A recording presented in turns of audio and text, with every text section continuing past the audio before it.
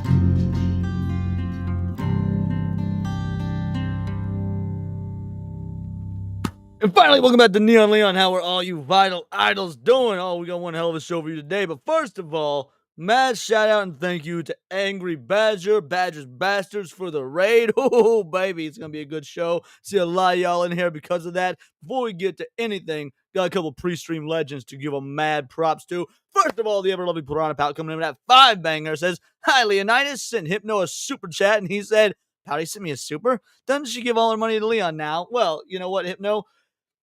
You got enough, man. Leave some for the rest. No, seriously, thank you so much. You didn't need to. You did. It means absolutely wild to me. And let's give you your own clip. You know which one it is. Hey, you should have. Oh yeah, Leon definitely got jungle fever. Good dark meat. I like dark meat. Leon definitely has jungle fever. Yeah. Yeah, nice dark meat. 40 lashes for the monkey lover. 40 lashes for the monkey lover. We starting off strong, baby. We 3 minutes in. We already getting canceled. Let's go. But you know what's keeping us from cancellation? Our boy Jake Martin with the 5 Vital Idol gifties. That means you can join the Discord. Check out the community tab. 5 new Vital Idols in the army. You love to see it. Let's, of course, get you your clip, homie. Chip, you know what? You just made the list. Oh, no. Oh, here we go.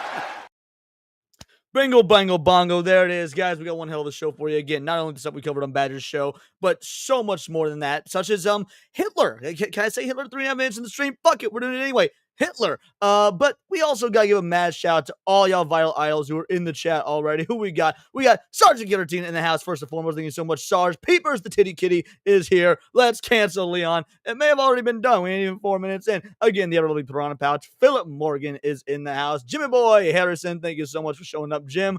Let's see. Kenneth Lorenz Domingo, thank you for showing up, Kenneth. Dax, not our best mod in the whole damn land. I truly appreciate it. Zalozi is in the house. Thank you so much for Zalozi. Andrew Wardna, Jerry D. Sills, Tony the Youthful Eagle, Elias, and Badger Ray. That's right, Badger's Bastards coming in clutch, son. Warband 55, Jake Martin. Thank you so much, Jake. C3, Old Man Cat. I will do my best to not bite my nails on stream because of you. Why don't I Bly, aka Wheels? How you doing, Wheels? We got Bunser. I don't know. I've seen you before in the chat, so thank you so much for showing up, my man with a plan. Granola Grin is here. Matt Catter, truly appreciated. Cat's Paws, Alyssa Clownmate. I don't know about. Oh, sorry, Clown Conte. Alyssa Clown Conte. I don't know about none of this best streamer on YouTube biz, but I do my best. And again, I appreciate all y'all. Rick Costa, thank you so much for showing up, my friend. Let's see. Valiant Goat is here. Adam Nazinger, thank you all for. Hey, Leon, thank you all for you do to help my. Oh, dude. Moxie, my girl, dude. Moxie, my girl. Anything and everything. 100%. All the time. Anything to make your life easier. Might lead the Prue Whisperer. May have already gotten you. I'm not sure. Peak Obi-Wan. Obi-Wan is absolutely peak. Gravestone. Man, I know there's some more. You in Sebrew. Sebrew is in the house. Truly appreciate it. And that is that. All right, guys. A couple of things we got to get off the top because we gotta get that grift going. You know, I'm the white Atreus or white. Not Atreus is taller. I'm the white Atreus. So I gotta tell y'all about the grift. First of all, you know how we do it. We got tiers up in this bitch. We got 3 tiers. Tier 1, Hundo. We extend the stream. We bring you on. We get to have some cool fun, long-form discussions in a bit more intimate fashion than just talking to you in the chat. So yes, those that donate get to come on. It's an awesome time, and we're already 30% of the way there because of you dope-ass donators, Jake and Piranha Pouch. So thank you so much for that. Tier 2, we go over 9,000. We break out the Scouter, go full Saiyan because I'm the jester of all Saiyans. And then last but not least, Tier 3, you guys unlock the Sunday special stream. What do we do on the stream? Who knows? Gaming, reaction videos, chit-chat, all the above. We'll find out. But yes, so let's do it. Yes, you're right. Cannot be canceled. Bingo, bango, bongo. Who was there? Was Warband. Leon, you are only canceled if you let yourself be canceled. Some boxy redheaded bitch said that one time. Obi Dean Bishop, the man behind that sick ass intro. Bishop, how you doing? All right, let's start this off with some comedic antics. Because again, I've not seen this. This is new to me. I saw like the concept, immediately bookmarked it, and yeah, we going all in.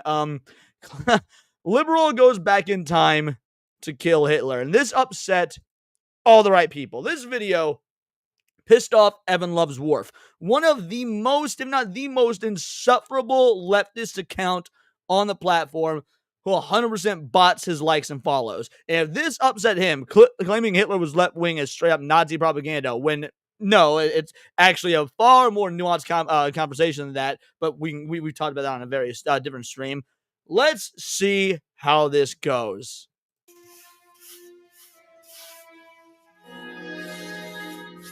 Sehr gut. Sehr gut. I'm a time traveler from the year 2025, and I've come here to kill you, Hitler. I mean, that's about as good at acting as the left is. Also, we know they're afraid of real guns, so this is apt. Also, I appreciate that Babylon B is using this sort of pew-pew, this sort of firearm, considering what happened to one of my previous streams that got taken down for gun use. Hey, this ain't real. This is a Dr. Seuss ass looking gun. She's wearing the Planned Parenthood. She got the pound side button. Like, all of this is accurate. The only issue I would have, the only thing I say that is a problem with this depiction of a liberal is she way too thin. Like this bitch should have needed like 3 DeLoreans to get back to the past. So, but all right, let's see if they can make up for that. Oh, not again. I'm never gonna have enough time to finish these paintings with all of these time travelers trying to kill me. Well, I'm going to succeed. Before you pull the trigger, can I just ask why? Why do all of you people want to kill me? Isn't it obvious? I'm a progressive. Fake laughter is also a thing that leftists usually do. So again, they're spot on. A liberal. A fighter for social justice. And you are a fascist. Yo, I see we should getting some love from Kick in the house. Mostly you Mostly you can have. I'm not sure that I've seen before we begin. We love our Kick viewers. Shout out Kick Supremacy, base. Primate King Son Niggu coming in at $2.99. Point blank, I bet bitch misses. Point blank, I bet bitch misses. I mean, Women. amen to that. How you doing, Primate King? Let's go, son. Let's go. You implemented a reign of terror. And while the effects of your policies devastated the world for decades, soon we will be able to take back the White House, and we will be able to use the government to force people to follow our great ideas. You want to use... Yeah. Use the government to force people to follow your great ideas. Interesting. Wonder what that sounds like. Is that fascism? I'm just... All right. I'm here for it. Let's go. Government power to force your ideas on the populace. Me too! That's fantastic! What? No. Ugh. You and I have nothing in common. What I'm saying is there are people in our time with dangerous ideas, and we need to silence them. Silencing those who disagree with you. I do that too!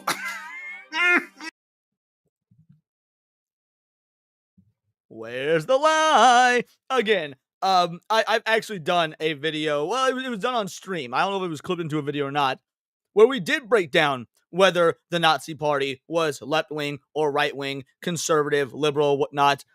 It's a very surprising answer that has, a bit of both. But yeah, the left doesn't like to acknowledge that there's quite a bit of leftism in the, National Socialist Party of Germany. Oh, wunderbar! Ah, the Nazi movement will not die with me. Don't give me that. I'm enlightened, and you're as bad as, well, as Hitler. Listen, what I'm trying to say is we are. All right, that's a pretty clever joke because the left always jumps to insert person I don't like is Hitler. She can't even think of it. She couldn't say Stalin. She couldn't say Mussolini. She couldn't say Mao. Like, again, clever joke. I appreciate it. See, the right wing can do comedy. I don't know what fucking Lady Ballers was trying to do, and I don't know what that animated show or whatnot. Like, when done like this, the right can do comedy. I'm impressed. Very close to implementing a utopia, as long as we can get rid of some certain undesirable people groups. Yes, like the Jews. Yes, like the Jews. Oh.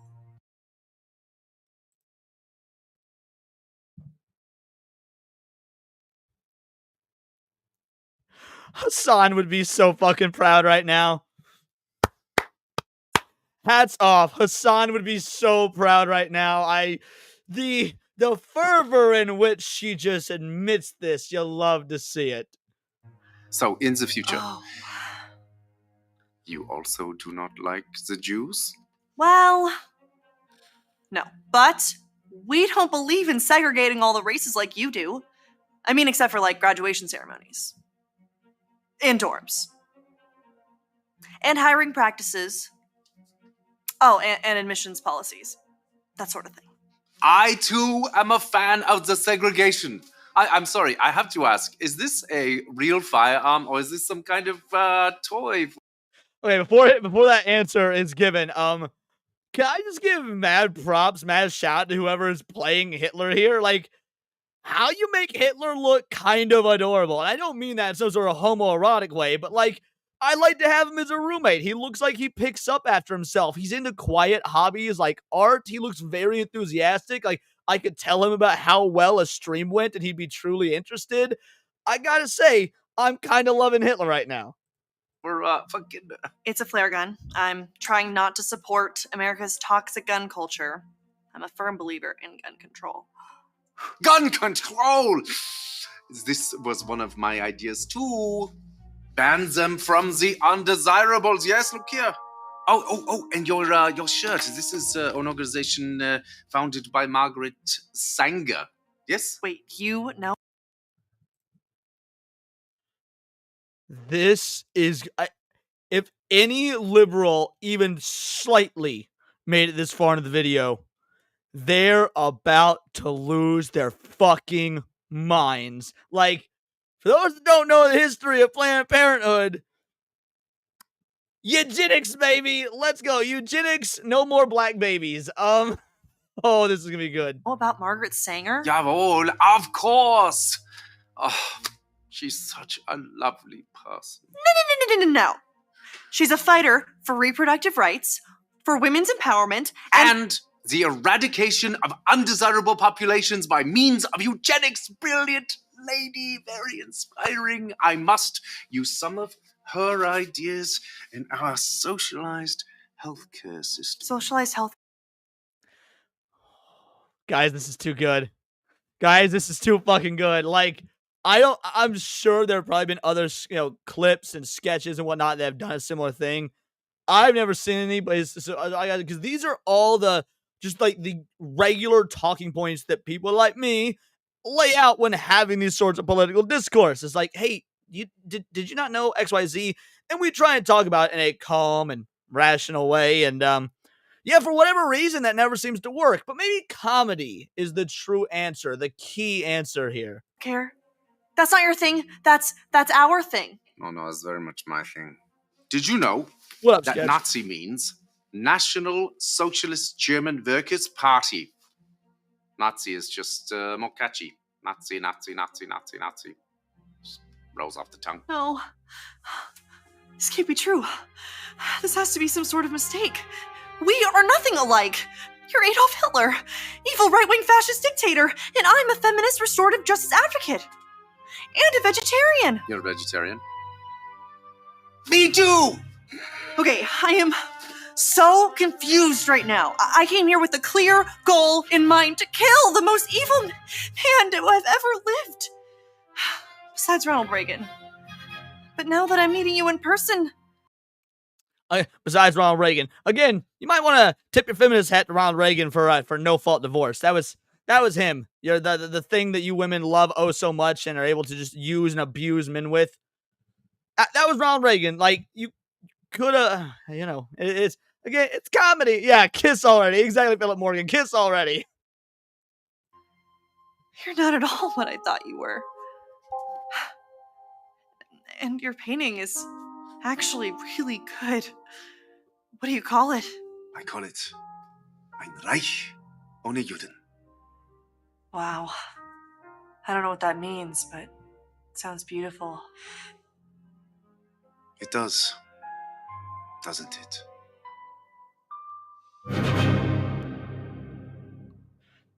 Oh, that was quite enjoyable. You know what? Let's take a look at. I know it could be dangerous to do so, but let's take a look at some of the comments here. Seth Dillon, great job repeating the foundation lie. The Nazis used rise to power. Okay, so he's breaking down even further. Oh, again, 239,000 likes. This shit is so bought and paid for. How you get almost 250k likes, but 24k comments? The dude does not. No, like, it's so obvious you bought likes, bro. Grot, please compare Nazi Democrat parties to D if they are aligned. That was maybe supposed to say today. Socialism, no guns. Socialism, no guns. Censorship, media mind control, media mind control. Now, to be fair, you could say a lot of this about the right as well. Censorship, media mind control. Like old school right, maybe hate the Jews, not so much modern day right. And then let's see, worship the government. Yeah, again, obvious shit that all of us know. Yeah, the whole National Socialist Workers Party name, so misleading. But again, they weren't like, I disagree with this. Socialists are all left wing. Like the Nazis were not necessarily left wing. The political terminology and what their values were a bit different in the 30s and whatnot than they are now. The words didn't mean the same thing they meant now. Also, liberal women think Reagan for amnesty and California illegals. They seem to love that. Yeah, right? Bingo, bango, bongo. Absolutely agreed. All right. We've had our fun little warm-up fun. That was good. That was cathartic. Let's go ahead and talk about internet dread. And I do mean dread, because as we saw on Badger's show or the Dooley show, so I won't spend too much time on it, Taika Waititi titling Judge Dredd's movie and Hot Package hitting Hollywood exclusive. Drew Pearce, whose screenwriting credits include Fall Guy and Mission Impossible Rogue Nation, is attached to write the script. I cannot, for the life of me, understand the suits at Hollywood. Like, I can't even be mad at Taika Waititi. I mean, I can be mad at Taika Waititi, but what I truly am mad at is the suits at Hollywood, who seem to take all their cues from X. And you go on X and you see all these bot accounts like Evan Loves Worf, where they're all like, oh, bring back the Acolyte. We love the Ironheart. Give us these strong lesbians. Give us all the gay men. Give us all the blacks. And they're like, oh, this must be what normal people want, when obviously that's not what normal people want. But they still make all that crap. Meanwhile, a Judge Dredd sequel, just a sequel to 2012 Dredd, has been one of the most clamored for things on the internet. And the suits are like, nah, let's go ahead and reboot it. It's been 13 years. No one wants a sequel 13 years later. Bro, just do a like YouTube search of Dredd 2012 live streams, and you will have hundreds, if not thousands of hours of people praising the original, well, not the original, but Dredd 2012, and talking about how much they want a sequel. But this is what you do instead. Sure. Those two names of studio heads and Those two names have studio heads and executives sitting up this week as one of the hottest packages of the year hits the Hollywood marketplace. Is it one of the hottest like, I'm gonna be real, guys. And I know this is not what you want to hear, because we all love the original. I'm gonna keep saying the original. Fuck it. Dredd 2012. Dredd's not a hot package. It's not a project that traditionally is going to make money. Like the Sylvester Stallone film didn't make money. The most recent one in 2012 didn't make money. Comic book films are on the outs. They're doing less and less and worse and worse. We're going to be talking about that when it comes to the Superman box office here pretty soon. Like, this is not a hot studio thing. You know what studios are excited about? They're excited about the Legend of Zelda live action. They're excited about the Donkey Kong movie coming out. They're excited about Mario Bros. 2, Sonic the Hedgehog 4, Mortal Kombat 2. They're excited about video game adaptations. The Last of Us. Love or hate the show The Last of Us, studios are very happy about that. People, Fallout broke Amazon records. Like Fallout did numbers on Amazon. From what I heard, Twisted Metal was pretty good. I never saw Twisted Metal. Twisted Metal was pretty good. Like, this is obscenely incorrect to think that Hollywood. I think the Hollywood portion is making this up because aside from the Marvel slop, we're not going to be seeing superhero movies for much longer. I mean, even we might get a few of these DCU movies, and even then, they're going to get more spread out. They're going to get lower budgets. It's not going to be what it was. You say, see, I didn't watch Twisted Metal, but I heard the same thing, and it is getting a season 2, so it did well enough numbers to get season 2. Mortal Kombat 2 has the potential to be some amazing schlock, so the middling schlock we got the first one. I agree. I completely agree, and I like the first one, but I agree. Well, TD, the Thor. See, notice I say Thor Ragnarok. Fuck this website. I think it's doing that on purpose. That's not me. Thor Ragnarok and Jojo Rabbit filmmaker. Notice how they don't say Thor Love and Thunder. Notice how they say the movies that people like from him. Thor Ragnarok and Jojo Rabbit. Love and Thunder more or less killed this dude's career. But hey, you can't acknowledge that, or else it's not a puff piece anymore. It's attached to direct a new feature film take on Dredd, the popular and violent British comic book character. Again, are we even going to be able to have the ultra violence in modern day TV or modern day movies that we had in 2012? Do you think that would even be allowed in today's session? I don't think so. Drew Piers, the scribe known for his action movies, filled resume thanks to titles such as Fall Guy, bombed, Mission Impossible, Rogue Nation. I don't know if that one bombed or not. Which one was Rogue Nation? Was that 4? If that was 4, that one did pretty fine. That's A-okay. It was attached to write the script. Producers include Dredd right holders, Chris Kingsley, Jason Kingsley, Ben Smith of Rebellion Developments, Roy, and this is what we talked about on Badger's show. All the original rights holders, the people that did the comics, are here for this. They signed off on this. So, like you can't even use the narrative of like, oh, if it was only done by the original creators, it would be done right. This is something Gooch likes to say. And I love Gooch. I do. Gooch is a sweetheart. One of the things he says all the time is we need to get the people that wrote these comics and did the art and whatnot. They need to be involved in the filmmaking process. Why? Right. Look at what we're getting here. We are getting the people that worked on the comics. And they're signing off on fucking Taika Waititi Dredd. Those people are just as compromised. You want to know who I love? You want to know who I love? I love R.A. Salvatore. R.A. Salvatore is one of my favorite authors of all time. Not only he is credited immensely for his work on the expanded universe of Star Wars, but the dude pretty much created the most famous Dungeons and Dragons mythos of Dungeons and Dragons. He did the Dark Elf series. He created Dritz. He created Wolfgar. He created Caddy Bree. Like, that being said, he has denounced the way he wrote in the 80s for D&D. Maybe I went too far and was using my unconscious bias when creating these characters and these stories. Like, dude, if even the old heads that did write the shit we love, they are compromised now too. So it's something as simple as bring in the original creators. That's not gonna work. Like, we're talking about, these guys are British. All right? They love modernity. They love where the world is going. Hey, look at that. Killer Gamecast for a 5-banger. Thank you so much. An agency like CAA, Endeavor, etc. lightly forced this packaging. AKA, if you want our actor, Carl Urban, or this writer, you have to take Waititi too. But to my mind, I could be wrong. This isn't a sequel. So it's not even like Carl Urban's coming back. This would be a reboot. Otherwise, they would be calling it in the trades a Dredd sequel. And yeah, no, if the writers, even if that is true, by the way, even if that is true, if the writers since they are the rights holders, they get to decide if this movie gets made or not. So if they had any gumption, they could say, all right, then you guys just don't get to make the movie. If you're going with Waititi, the dude that has burned his career in Hollywood, then no, you don't get to make it.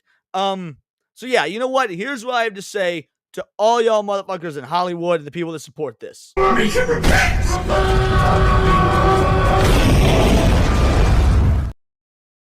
But seriously though, thank you so much. It is truly appreciated. Thank you very much for the Killer Games cast. I want to say Killer Games. Like, wait, did I read that wrong? Yeah, thank you so much for the 5-banger Killer Games. It is truly appreciated. Sources say Piers. There's one thing I wanted. Was it in this article or was it under another? Damn, must have been the other one that I read, which was from Variety, where they were talking about how it is going to be a modern take on the comics. They're going to go. What do you mean a modern take? When everyone's talking about fascism, this and Trump is Hitler, despite what we just saw in that previous video. A modern take that's the best you can give us. Sorry, this is going to be destructive. The agency have more power than the studio. It's fucking bullshit. Dax Lords of Paradise. I mean, yeah, but the rights holders are the ones that very much again hold the rights. So they could still say no. You can't do anything if you don't have the rights. The rights holders would need to sign off on it. I mean, unless I'm incorrect in that. I thought it was going to be this "shut up, bitch" clip. I mean, I'm sure I will find a way to use "shut up." In fact, I'm sure I have an idea of where I'll use the "shut up, bitch" clip if we get a super chat during that time. I have a sneaking suspicion I know the idea of where I will use it. Before we do that, I do want to watch something a little bit different. This is another thing I haven't seen. I've gotten to where I just start bookmarking things that I find could be potentially funny, and then we'll find out live in real time if it ends up being potentially funny. You're just fuck it, we'll do it live. Or if not funny, at least worthy of just absolutely roasting, kind of like what we did with what's her name, Brianna Wu in the video earlier today. If you didn't see that, check it out after the stream. We've got from Libs of TikTok. Now, to be fair, I'm not a huge fan of Libs of TikTok. I agree with the idea. I agree with the message. But the gal that runs Libs of TikTok is completely retarded when put on Chaya Raycheck or whatever her name is. If she's not behind a keyboard, she is retarded. She cannot hold her own in a debate. She cannot hold her own in a conversation. She does not know how to answer these what should be softball easy questions. And she comes off making the whole thing look like a joke. So while I agree with the idea of Libs of TikTok, I do not like Chaya Raycheck. Founder of an LGBT group reveals to Texas Scorecard that NGOs are helping transport kids from Texas to New Mexico to be surgically and chemically castrated. This needs to be investigated immediately. All right, let's check it out. There's no community notes, so let's go.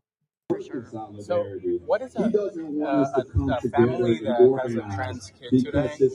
How are they getting treatment when it's banned? Is it like with abortion where they can go to another state, or what are people actually doing that are facing this issue directly? Sure, that's a good question.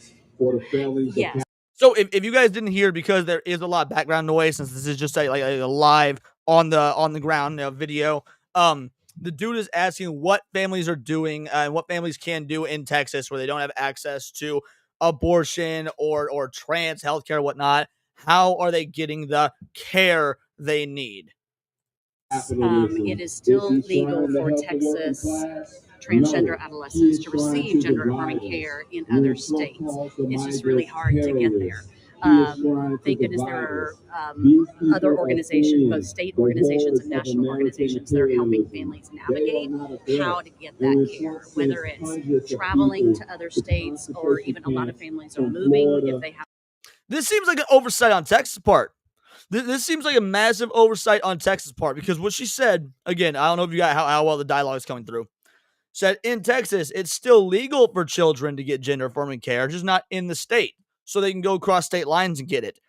That going across state lines to do shit in other states that's illegal in yours and then coming back used to be punishable.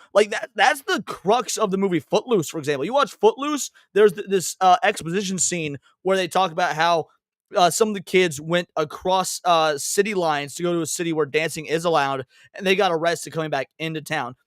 I actually think that Oklahoma. I could be wrong. I think it's Oklahoma has a rule that if you go up to Nevada, or not Nevada, Colorado to get an abortion and then come back, you can get prosecuted in the state of Oklahoma. So this seems like an oversight on Texas' side. Not only wrong, I'm not advocating for this. This is still bad regardless. But you would think they would have written their laws a bit better. The means to do so, but it's really hard to do that. It's expensive. It's uprooting support. A state. It's sex change and abortion. Fun with collecting. It's any sort of gender affirming care, abortion rights, lefty haven wonderland bullshit. that Texans are going to for affirming treatment that is more common? Are they going to California? Like, where are people going to, or is it our surrounding states? There's not many surrounding states, but that's a good question. The closest to us is New Mexico, to Albuquerque, which is a long way away. It's a long drive. A lot of families are finding care in Washington State, Oregon. A lot of families are finding care in Washington State and Oregon. Guys, this is government funded. What random person, what random family, on average, with the economy the way it is, have the funds to travel from Texas to Washington State or Oregon, effectively across the country, to get little Johnny's 12-year-old cock cut off? Like, you ain't doing that on your own. It's just absolutely being funded. By the way, what up, Cookies? Glad to see your name is back. Abortion should not have to be this big of an issue. Yeah, I mean, I absolutely agree. Now, to be fair, I'm pro-choice. I personally 100% disagree with abortion. I don't like it. That being said, I also, frankly, don't really care all that much because it's never going to affect me. I won't lie. It's never going to affect me, and I ain't gonna just randomly knock some bitch up because I have morals and standards. So yeah, and I absolutely would not. I wouldn't let a woman get an abortion personally. And yes, I say I would not let. I would infringe upon her freedom. But by the same token, I don't make the laws. I'm against laws being made on moral basis because, or like religious basis or whatnot. Again, we're a constitutional republic. If people want to vote for this shit, they can, even if I find it morally reprehensible. So this is more about the aspect of the transgender shit that matters to me. But yeah, no, I agree. It shouldn't be that big of an issue one way or the other. Most people should have the conscience to not fucking do it. But yeah, I don't. It's an issue that I don't know how to handle legally, and I'm not a legal scholar. Colorado, Massachusetts, New York, and all of those are really far away. Is there any organizations that are providing funding or any government programs that are actually able to, through organizations, help these families actually get there? Travel is not cheap. No, it's not. A hotel room's $120 or something. Exactly. I'm not aware of any government programs, for sure not Texas government programs, and definitely not any national government programs. Not that I'm aware of. And frankly, I think government funding there's a lot of strings attached, and it can go away depending on who's in charge. It's better if the money doesn't come from that's my opinion. Wow. We have a liberal here saying it's better if the money doesn't come from the government to cut your son's cock off. Progress, guys, progress. But there are organizations. One of the most, the largest and the most helpful is an organization called Campaign for Southern Equality. For Southern Equality, they are providing. They can provide help for Houston families. Yes, they can provide. They're actually now providing help to families all over the country because it's not a. And there it is, guys. A private organization. Oh, she's looking right into the camera. She either knows she's being filmed and doesn't care because she thinks she's talking to someone on her side, or is she about to find out? But yeah, there it is. Private organization that's funding this. But guess where most of these private organizations get their money? They're NGOs, non-government organizations. Guess where non-government organizations get their money? From other organizations that do get government money, and then those organizations that are government funded give their money. Basically, there's a middleman. I guarantee you 100% this is government funded. I guarantee you 100%. I've been willing to stake my whole ass channel on this. This is 100% government funded via loopholes and middlemen so that they can, on paper, legally say that they are not government funded. Yeah, that's where we're sitting. So yes, private organization helping kids in Texas move to other states temporarily to get their cocks cut off or travel to other states. And one might even say trafficked to other states. Bingo, bango, bongo. Texas problem or a Southern problem anymore. It's a national problem. And so they provide navigational help for families to find those clinics and doctors and transportation help. They provide micro grants. They're doing really, really great work. And there's a lot of other smaller organizations in different states that are doing similar work to help those those families that are either looking for the care, refugee families from states that they're trying to find that health care for their kids. For sure. Did she say refugee families? Like, refugee families. These are American citizens abusing their children, and she's calling them refugee families. Get the fuck out of here. Yo! Good timing. Primate King's son, Nick Wu. These fuckers gonna start a civil war just to lose. Absolutely. Just to lose. Because who are the people that, like, again, back to that funny ass Hitler video from earlier. She makes the joke. She makes the joke and points out that she didn't bring a real gun, because she didn't want to perpetuate gun ownership in America. So she brought a fucking Dr. Seuss flare gun. Alright, sure. Go for it. Like that's the amazing shit you love to see. And so yeah, the side of the Civil War that are so angsty to start one are the ones without the blickies. Stop it. Get some help. Again, thank you so much. Truly appreciate you, Primate. You didn't need to. Kamala Harris calls. She wants her prisoners seeking gender-affirming care back. That's funny. I appreciate that. Also, it just occurred to me, I don't have your guys' chats on screen or the dono goals so you can see where we're at. All right, perfect. Much better. That's what we should be seeing. Okay, all right. Where were we? Yes. Yeah. Let's what now? I know about the cancellation of Colbert, but I've not seen his little stint, his little clip about it. Stephen Colbert announcing the Late Show has been canceled and will end in May. Now, a little snippet of this was shown on Badger's show, but here's 2.5 minutes of what I do, or at least 2 minutes and a quarter of what I hope is Colbert coping and seething. And then we're going to get to this evil propaganda, this Rolling Stone article that it was not financial issues. It was, in fact, the political nature that got this shit canceled. Let's go, son.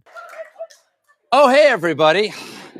We got a great show for you tonight. Senator Adam Schiff was my guest. We harmonized on 7 Bridges Road. What a voice, I cried. But before we start the show, I want to let you know something that I found out just last night. Next year will be our last season. The network will be ending The Late Show in May.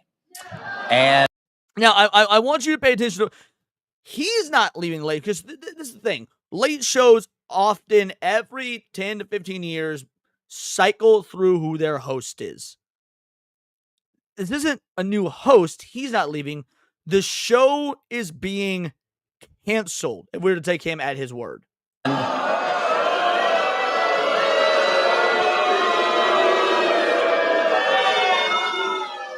yeah, I share your feelings. It's not just the end of our show, but it's the end of The Late Show on CBS. I'm not being replaced. This is all just going away.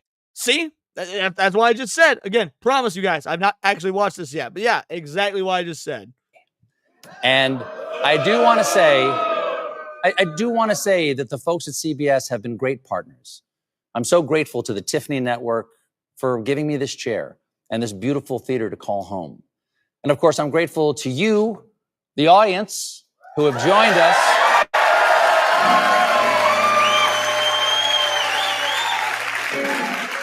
Every night, in here, out there, all around the world, Mr. and Mrs. America and all the ships at sea. I'm grateful to share the stage with this band. Mr. and Mrs. America, I'm sorry, to us, Mr. and Mrs. America means something I'm sure quite a bit different than you. Because when you say Mr. and Mrs., that could be the 2.0 models of men and women. You know, those fake models, those bots. And by bots, I mean trannies that are cosplaying as the opposite gender and sex. These artists over here every night.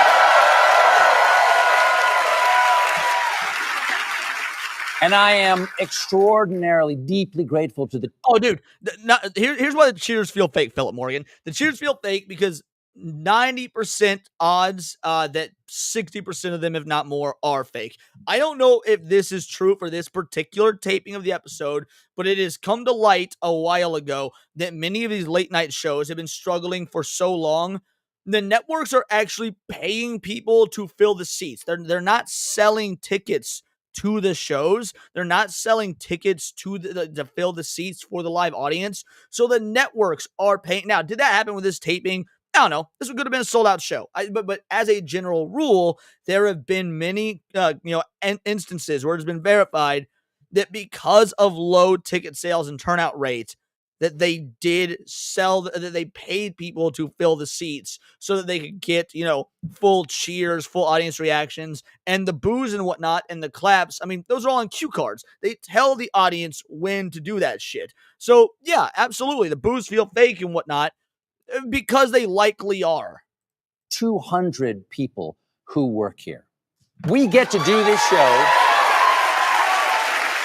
We get to do this show for each other every day, all day. And I've had the pleasure and the responsibility of sharing what we do every day with you in front of this camera for the last 10 years. And let me tell you, it is a fantastic job. I wish somebody else was getting it. And it's a job that I'm looking forward to doing with this usual. And I bet the person you wish was getting it was a strong, black, trans, female, non-binary, bald woman of color. That's who, this show shouldn't be canceled. No. They are on to something with Lily Singh, but they didn't go far enough. Lily Singh was too normal. She was only a brown, bisexual woman of color. No, you needed a bald, transgender, bisexual, brown woman 2.0 of color. That would have saved it. Sorry, Lily Singh. That's who Stevie here wants to get the job. Gang of idiots for another 10 months. It's going to be fun. Yeah. Y'all ready? We're going to lock in. All right, I was going to save my opinion on this for when I got to the Rolling Stone article, but I'll say it right here. Mike, I know you're a liberal, and that's A-okay. I got no issues with, I love it when people who do not agree with me or my politics, because frankly, I'm not a right-winger, and I've made this clear on multiple streams. I'm an anarchist. I hate both sides. I want to burn it all down. My moral beliefs happen along to be along with what the right claims their moral beliefs are. No, I say claim. But the point is, if people want to come in from the left, the right, the center, whatever, I'm all for that, because as I end every video with, I only agree with one kind of diversity, and that diversity is diversity of thought. So, while I do appreciate you here, I know that your views are different than mine. Here's why I disagree with your sentiment. If this is a cost-cutting measure, then okay. But if it's part of a quid pro quo with the Trump administration to get the message, the merger through, then this should not have happened.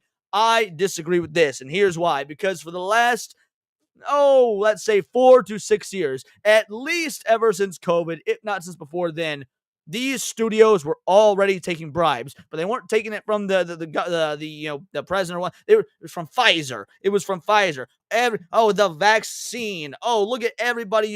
We're going to push the COVID narrative. We're going to make sure everyone stays locked in their homes. We're going to chastise anybody who even questions it, has different opinions. So no, they were already taking bribes. They're just taking it from the opposite party. They were taking it from the Liberal Party, the Democrat Party, the people in the party that wanted to keep the COVID mythos and hoax going.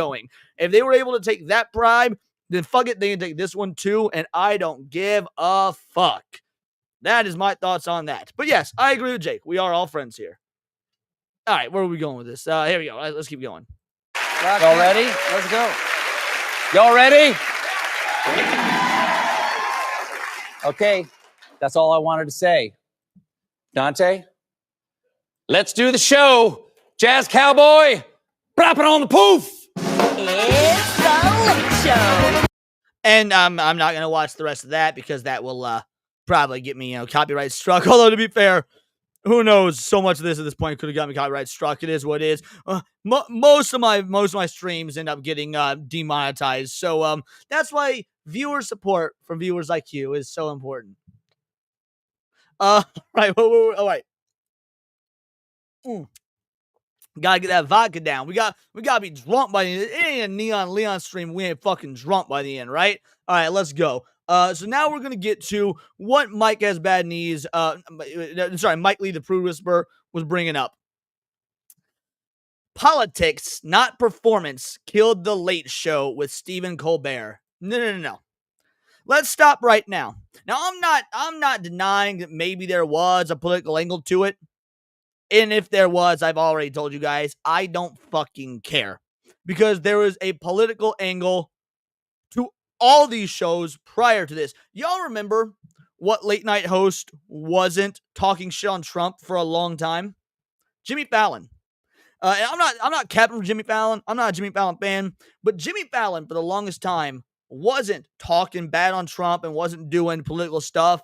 And then the studio came down and said, "Yo, you need to do more Trump bashing. You need to do more political stuff, or we're handing out the show to someone else." They effectively threatened Jimmy Fallon into doing more political shit because he was trying to be that middle of the road everyman. So yes, politics have always been involved in this shit, but it was always the right politics, the correct politics. Sketch with a 5-banger. My 2 cents. I would love to hear your 2 cents. If y'all want to give me your 2 cents and argue and debate me, send them super chats and let's go. I love shit like this. Let's see what you say. I bet in a year's time we'll see John Oliver launching his own show online to directly compete with Tucker Carlson. Well, first of all, I have a thought on that. But before that, I will say... no offense, but it sounds like some fucking commie gobbledygook. Jokes aside, I bet you are correct. And the problem is, the difference is it will be... Well, I was going to say it would be artificially inflated, but I actually don't have any doubts that Elon Musk also artificially inflates Tucker's show. Now, probably not to as insane degree as John Oliver would need, because Tucker does have a large fan base. A lot of people on X agree with him. So, like, the fudging of the numbers, I'm sure is there. But even if it wasn't being done, I bet Tucker would still have a huge audience. And the difference between a John Oliver show and a Tucker Carlson show, Tucker is a newscaster who happens to be funny at times, which I do think Tucker Carlson's like genuinely funny. I've heard him make jokes and whatnot. When even just like not when he's doing scripted stuff, just watch his Joe Rogan episode. He's just charismatic and funny. John Oliver is a comedian who tries to be into politics. So his show will be a flop, or would be a flop if it was not astroturfed to oblivion. Now, I'm not saying there can't be high quality, well produced, engaging, left-leaning style talk shows that could compete with Tucker Carlson. But those sorts of shows would have to be moderate lefties, and moderate lefties are chastised by their own kind for effectively being right-wingers. So there's no space for them. That's why you see people like Joe Rogan being called a right-winger. That's why you see so many people like Elon Musk, who used to be left his whole life, move to the right, is because if you were just a moderate on the left, you were getting railed by your own side for so long. Like, my grandmother is a diehard Democrat. She might be watching this right now. Hi, Grandma. Appreciate you. Is a diehard Democrat. And as much as she hates to admit it, and as much as she will never want to admit it, she would be called a Republican and a right-winger by today's standards. It doesn't matter how much she fucking hates Trump. Doesn't matter how much she hates Tucker Carlson. Because my grandmother doesn't like modern-day DEI, because she doesn't like the idea that feminism now means nothing when she fought for XYZ in the 60s, now she sees, by her own words, women being cunts to men all the time. And, like, my grandmother trashes so much of modernity and Gen Z sort of leftism that it doesn't matter if she believes that the government should be helping the poor and there should be higher taxes and she's against guns. They would call her right wing because of her thoughts on, I don't think that kids should be trans and stuff to that effect. So because there's no cohesion on the left, even if John Oliver were to launch his own show without it being massively astroturfed, it would absolutely fail. And while it might look like it would succeed in the beginning because of the astroturfing, that money's got to run out eventually. So that is my thoughts on that sketch. Again, truly appreciate the super chat. Thank you so much, dude. Genuinely good. All right, let's see. We'll take that out the screen. Let's go through with this article right here. Yes, the long reign of late night has been coming to a slow end to the internet, but don't be fooled. There's much more than money at the root of this show's demise. Even in this subtitle here, even in this subheader, they already acknowledge that it has been coming to an end due to the internet. So why does it have to be politics then? Maybe it's just finally this shit has lost that much money. But you can't spend your political narrative if it's actually true that it just lost that much money. Hey, I didn't know this was the photo that they used for this Rolling Stone article. That's what's on my thumbnail. Cool.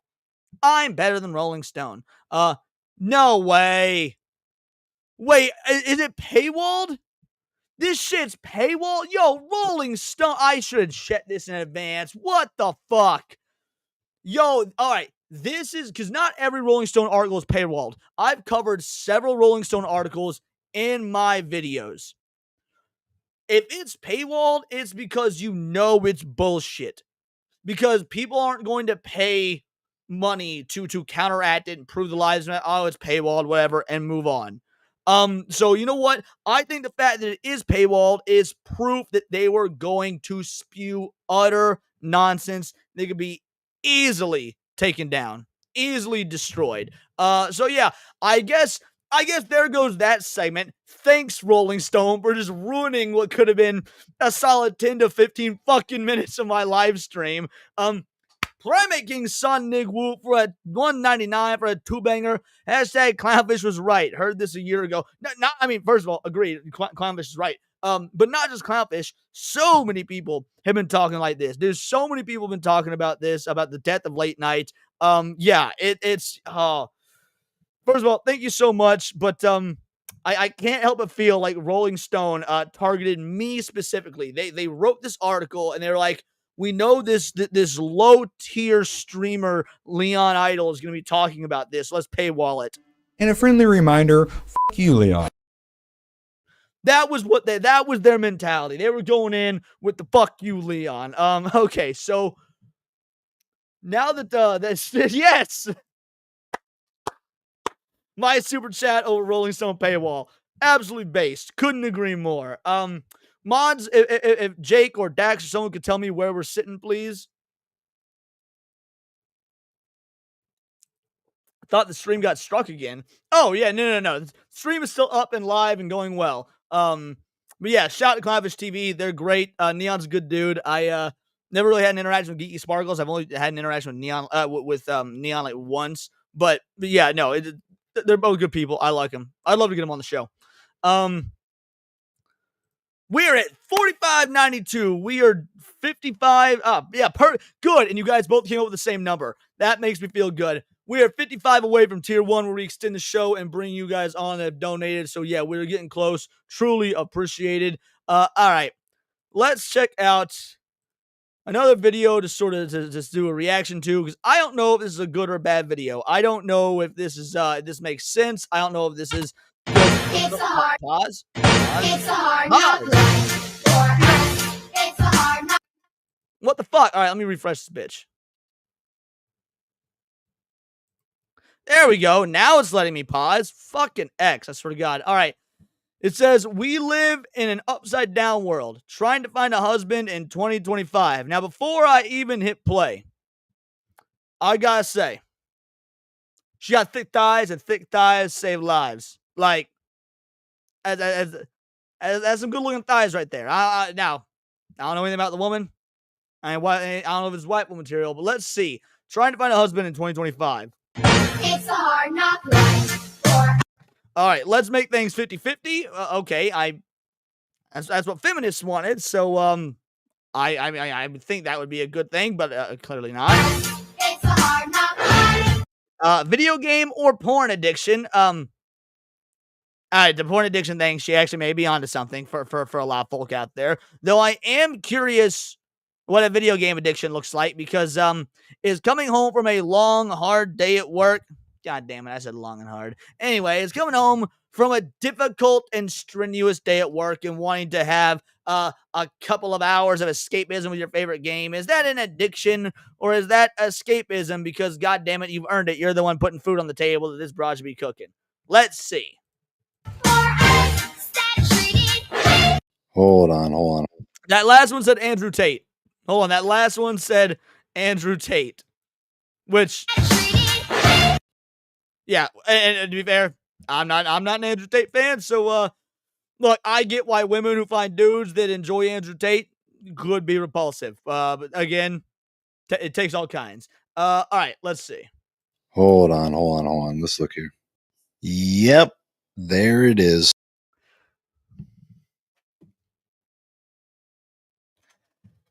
What a shock. Yep. She a ethot. She a OnlyFans whore. She a dirty little slut for pay. You'll love to fucking see it. Video game addiction sounds better than alcohol, drug, or guys, you could say porn. You can fucking say porn. I'm so tired of self-censorship. Stop censoring yourselves, guys. Like, if you're sending a super chat and YouTube's making you, all right, I'll figure out what you mean. But stop censoring yourselves. That is pussy shit. All right, let's keep going. Oh, pass. How ironic is it that a legitimate walking red Much flag better. is making videos about red flags? And the weird thing about this, or I should say the weirdest thing about this, is that these men who build up those women to have the confidence that they have are the exact men that they would never want to be with. I mean, I don't think men should be giving women confidence in general. No. In fact, I think men need to be tearing down women's confidence because women aren't people. I'm fucking joking. I just wanted to say women aren't people because it's fun. All right, let's keep going. Their self-image is built by men that they would never want to be with, leading them to believe that they deserve to be with men that would never want to be with them. Yeah, which I mean, first of all, I agree with this dude 100%. But that makes the porn addiction part so much funnier because she is making the product that they're addicted to. And then what are you going to do for money, honey, when you find yourself a dude who isn't porn addicted and doesn't want you doing what you do, assuming you're even able on this slim chance to find a legitimate guy who's like, you know what? I don't care about your past. I love you for you, but I don't want you to do that going forward because you're mine. Assuming you're able to find a guy that's willing to put that in, and I think that would be some weak ass beta shit to begin with, but you know what? Maybe she's a really good cook and has a nice personality. But assuming you're able to find that guy, what are you going to do when you have to rely on his money or he won't be with you? Then you're going to bitch and moan that he was a misogynist and he wouldn't give you your independence and all that sort of shit. Oh, the irony. And you know, the worst part about this is it is our fault as men that these type of women exist. Agreed. This is an unpopular opinion, but you know what? I share it and I've been sharing it. I say this about, I'll finish my thought. Now acknowledge that. Men have created this because you know what? If women want to be these fucking e-thoughts and sell pictures of their fucking pussies on the internet, and if men didn't buy it, if men didn't feed into it, then there wouldn't have been a market for it, and they'd have had to get an actual job and find some actual skills, develop an actual personality, something to that effect. But no, men did create this. Men actually are the problem here. Now, don't get me wrong. You need to find yourself a self-respecting woman that doesn't do this sort of shit, that isn't into this sort of shit, but I can't blame a chick for, going where the money is or taking the easy way out. Everyone wants to get that easy bag. Now, that doesn't mean it'll be fulfilling, and in fact, it likely won't be. Nothing in life worth doing is easy, but yeah, not enough folk are willing to blame the men that did, in fact, create this market and create this economy. And let me tell you guys, no woman's pussy is worth paying for pictures for. That it's just that simple. And then let's go ahead and give shout out to our boy, The Wonder from Down Under. Film Comics Explained. Niat, my boy, Australian 10 banger. Hail! Here's a super chat for the e-thoughts. I mean, tear goals. I will come anywhere you want me to come. All over his backside, run! I want to fuck you in the ass right now. Thank you. It's nice to get some appreciation around here. Appreciate you, Niat. Thank you so much, brother. I know you've got your own clip, but since it was for e-thoughts, I kind of had to do the fuck you in the ass clip. It just fit too perfectly. And then AJ says, I'm still not subscribed to an OnlyFans. That's because you don't have enough money to subscribe to an OnlyFans, AJ. It's a little bit different. All right, let's finish this out.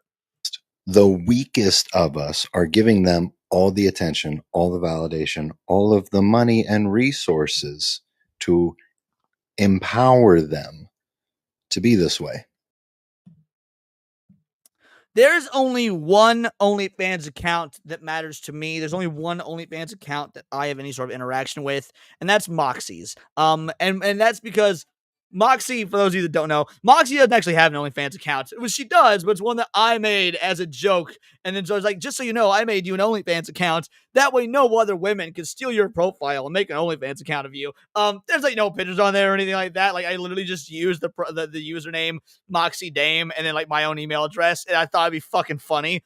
But and she did laugh at it, just so y'all know. She did laugh at that. It wasn't like she thought it was a good joke. But so yeah, that's the only OnlyFans account that matters to me is me and Moxie's shared OnlyFans account.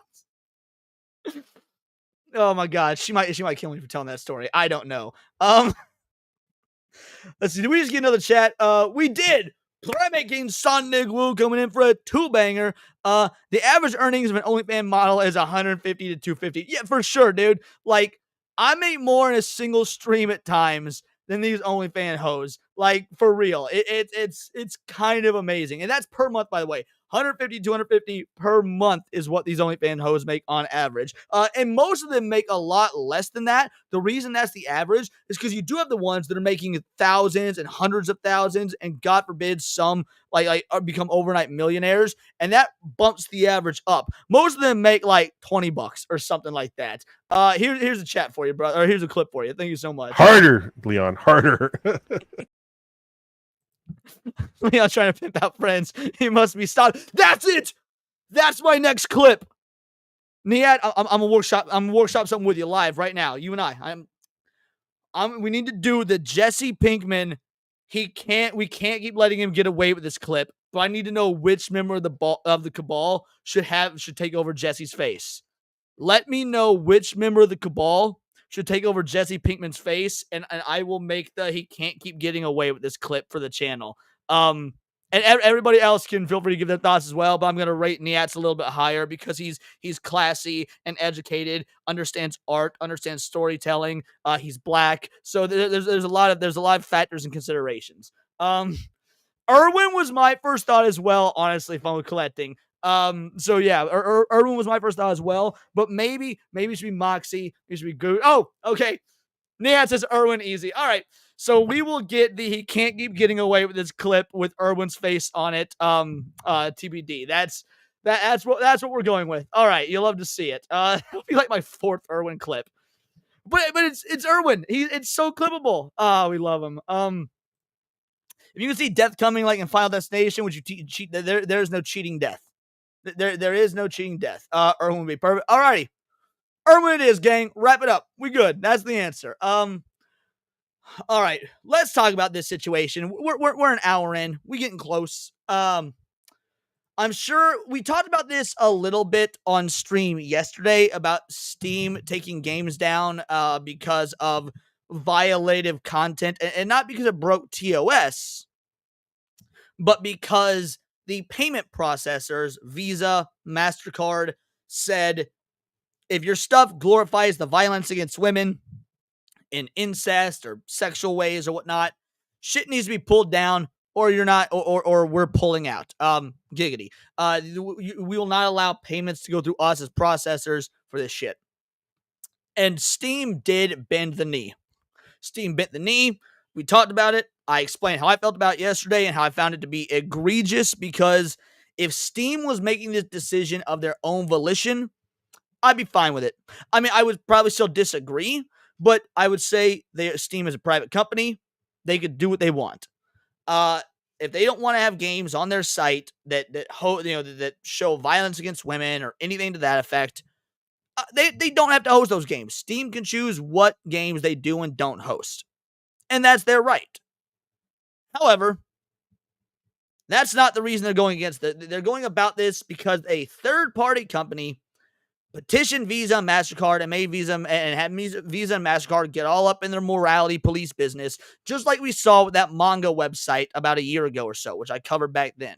Now, I talked about this yesterday. I thought it'd be done, but there was a third party came into the discussion. In fact,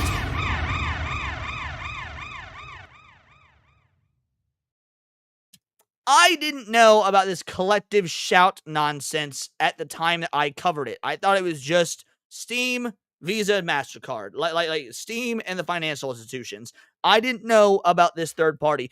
Dev, aka Short Fat Otaku, just did a 4-hour video talking about that No Mercy game, how collective shout was involved. Now, Dev and I, we don't get along.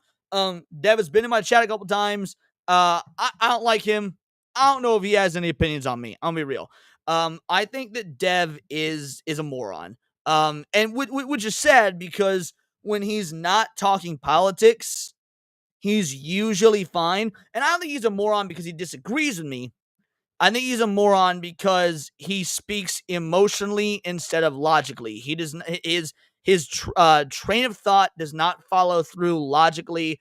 He thinks like a woman. He thinks with his emotions first, even if what he's saying is incorrect. So, I would have the guy on, I'd debate him, I'd talk to him. But yeah, I'm not a fan of Dev. But anyway, so here's what was said. A feminist group called Collective Shout has admitted to being responsible for the censorship with payment processors for Steam and potentially other areas. They've also been gleefully jumping for joy in the last 24 hours on getting games censored. The games themselves not being censored, they're being taken off the platform and have to be purchased either directly from the purchaser, on other metrics, whatever it may be. So censorship would be if the game stayed up, but they had content taken out or whatnot. Hey, and again, Sketch, I do wish it wasn't like that because, again, I would like to have a legitimate conversation with Dev, but he does not entertain them. He just bitches and moans and makes everything, Donald Trump or whatever. Might also be because he's Canadian. I don't know. But yeah, it's unfortunate. The dude ever wants to have a conversation, I'm here and I'm open to it. But anyway, so we've got Collective Shout here saying, Mr. Alex Chris, Chief Executive Officer and President, PayPal, open letter to payment processors profiting from rape, incest, and child abuse games on Steam. And then we've got Mr. Alex Chris, Mr. Michael Maybach for MasterCard, PayPal, Mr. Ryan McClerney, Chief Executive Officer of Visa, Mr. Bruce Lothers, Chief Executive Officer for PaySafe Limited, Mr. Michael J. Shepard, Director and Interim CEO of President of Discover, Mr. Tokiyashi Futue, President, CEO, Chairman, Japan Credit Bureau. Your corporations facilitating and profiting from rape, incest, and child sexual abuse games and sales. We undersigned are writing to request you cease processing payments on gaming platforms which host rape, incest, and child abuse themed games. And then, yeah, that's basically what it is. They threw a fit to all these companies. Now, I don't think a feminist organization like this would have this sort of power. I don't. One feminist organization, I don't care how big, can go to financial institutions and say, make it to where people can't stop buying XYZ. Because they can't make money that way. You always got to follow the money.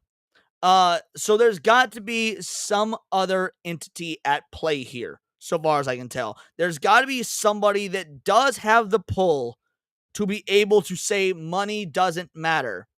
Because if it was one of these companies, it was PayPal or it was Visa, fair enough. But it's all of them. And if someone's got the pull to fuck with the financials of all of these companies, then it's not just some random feminist organization.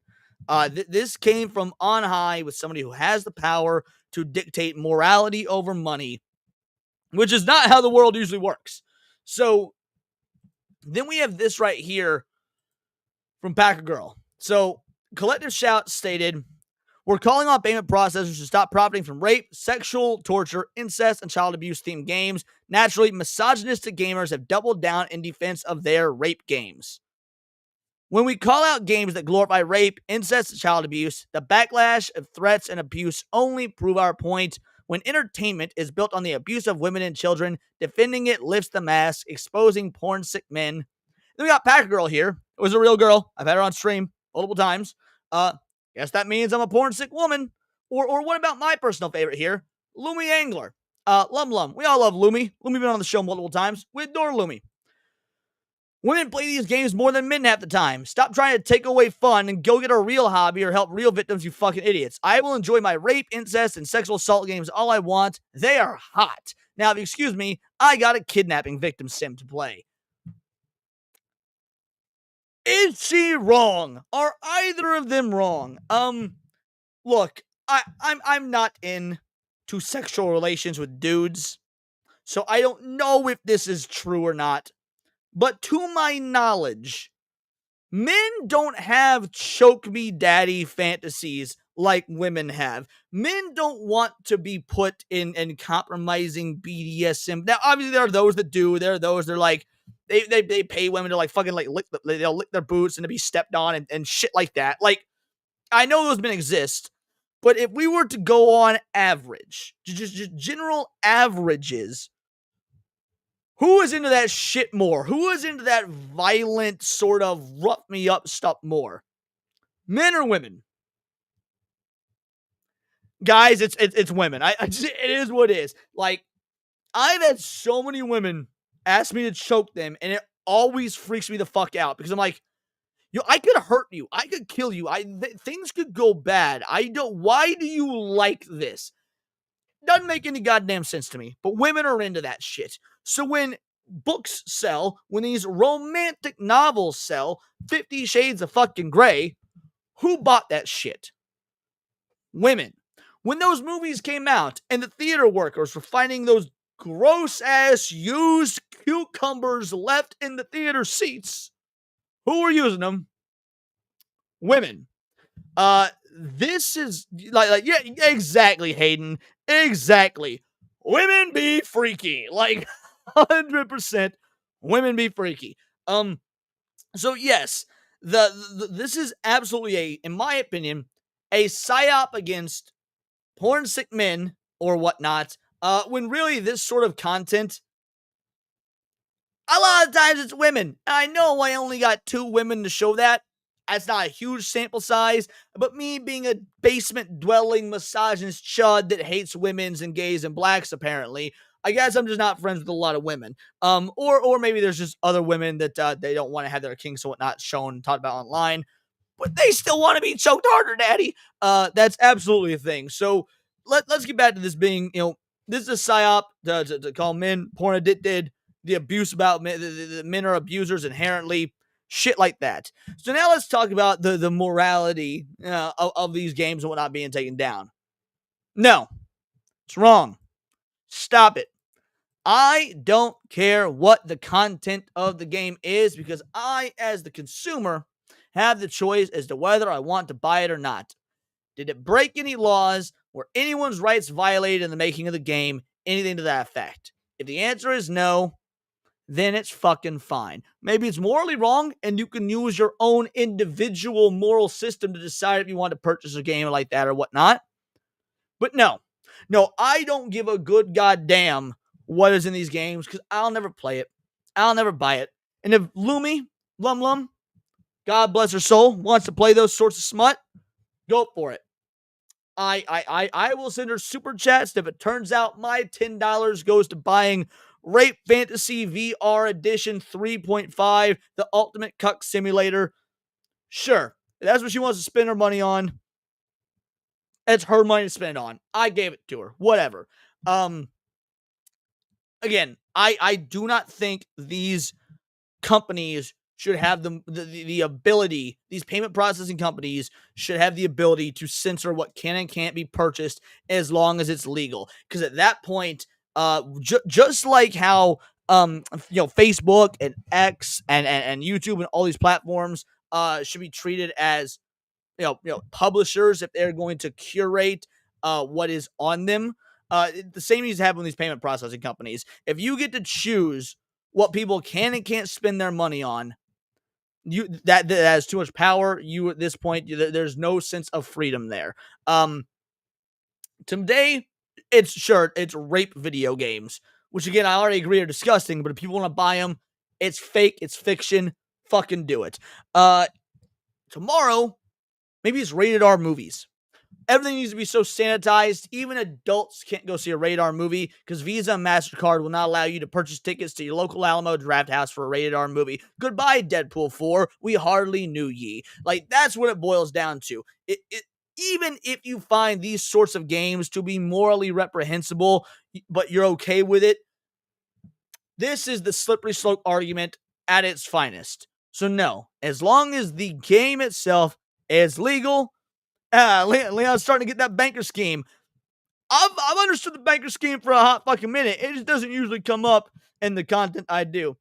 It's for the children. Why do you hate children? Yeah, that's another fucking argument I hate. And honestly, that me and Gooch got into an argument about that the other day. The whole for the children mentality bullshit. You know that I ain't about that. And again, I don't think Gooch. I think he had a misguided argument, and that he and I more or less came to terms and whatnot. But like, yeah, that's this for the children nonsense. Steam already has protections in place. You have to be XYZ age to buy this game. Now, can that be circumvented? Yeah, it's going to be circumvented probably pretty easy. You can get into mommy and daddy's credit card, but guess what? That's on the parents to keep that shit. That it is not on Visa and MasterCard and PayPal to be the arbiter of what you can and cannot buy. Because even if it is a horribly gross, disgusting, smutty video game today, what will it be tomorrow? Or the day after that? Or 5 years from now, until eventually you can only buy the Visa and MasterCard approved fucking groceries. Sorry, as of the new rules of Visa and MasterCard, T-bone steaks are now off limits, but you can purchase the cricket patties. Is that the route we're headed down? And that is why I believe that this is not a feminist group just reaching out to Visa and MasterCard randomly saying, oh, look at all these rape games. This came from on high. Do I have anything to prove it? No. Do I also have common sense? Okay, well, usually also no, but in this instance, fucking obviously. And I end my rant there. You can take my life, but you'll never take my Custer's revenge. My heart goes out to you, Zax. My heart goes out to you. Considering how many porno games are out here, No Mercy just got really unlucky and got. But it's not just No Mercy. Multiple games got taken down. But yes, I do get what you're saying, Sketch. I do. I'm more talking about just the mentality of the idea of being okay with these financial institutions being able to dictate how you can spend your money in general. These types of people literally try to stop you from doing things they don't like all the time. They're always part of the bigger groups that are more for censorship. Who's this they you're talking about, Hayden? Is it the Jews? Hayden, are you talking about the Jews? I couldn't resist. Couldn't help myself. Alrighty. Let's talk about something else. Let's talk about Piers Morgan and black people. Again, another clip I haven't seen. I actually usually... Who is they, Kanye? No, I'm talking about stupid women. Oh, that made me so happy. That made me so happy. I've not seen this episode of Piers Morgan. I normally do watch Piers Morgan nearly every day. Look, it's trash TV, but it's trash TV I just can't get. Like some people love The Bachelorette. I love Piers Morgan. That said, I haven't watched in a week or so. I've been quite busy, going full time with the channel and shit like that. So I just haven't had the time to watch the non my friends. I haven't had time to watch people that aren't ABF, Badger, or Goose, shit like that. So I don't know what this is in context to. I don't know what video it's from. But Yellow Flash, my boy Yellow Flash says, people aren't putting up this shit anymore. Racism is racism. Black women cannot be racist to white women. Do you not understand? How can I be racist to you? I'm black. I can't be racist. Now, I love this narrative. I love this narrative. Let's hear what's said here. Piers, now you can black respond. Women cannot be racist to white women. Are you kidding me? Sorry? That makes no sense. Sorry? Black women cannot be racist to white women. Do you not understand that? Oh, yes, I they understand can. You don't have the intellectual Oh, yes, they capacity can. to understand that. Quick, see, that was my first question. Thank you, Piranha Pout. Is that a woman? Like, bro, this looks like a fan film from like somebody who's seen a bunch of Tyler Perry movies and they thought I can do it too, and somehow they got on Piers Morgan. I don't even believe that this is a woman. I do believe that that's a weave. That's sorry, LaQuisha, that's definitely not your natural hair. But yes, he is a great host, and he's very witty. I agree with that. It's more like it's just the politics are so surface level. They rarely can get into a good debate because it is so bombastic. How many times do we have to teach you this lesson, old man? Hey, look, it's one of the stupid women I was talking about. Hayden is fucking on one tonight, bro. God damn. Anyway, where was I going with this? Where were we going with this? Anyway, so yeah, no. Obviously, we're all in the camp here that those of darker complexions, you know, the porch monkeys can in fact be racist against other people. Like anyone can be racist if you just fucking hate someone of a certain race. But let's see how this is combated. Oh, yes, they can. And you've been racist to me. That's very much You've been impossible. racist to me, a white man, by saying I'm a race baiter. Yeah. How am I racist to you? I'm black. I can't be racist You to call you. me a race Are you baiter kidding with me? no You're evidence. Racist to me. When have I You been can a be race racist- baiter? You can be racist to me. When have I been a race baiter? But I'm a powerhouse. Tell me when I've been a race I'm a baiter. powerhouse. Well, you may be a Here's- powerhouse. I would like to take this time. Hold on. I feel like I need a full screen for this. I would like to take this time. I'll get to that in a moment, Piranha Pout, because I'm actually about to talk about you. You fucked up the joke, Piranha Pout. God damn it.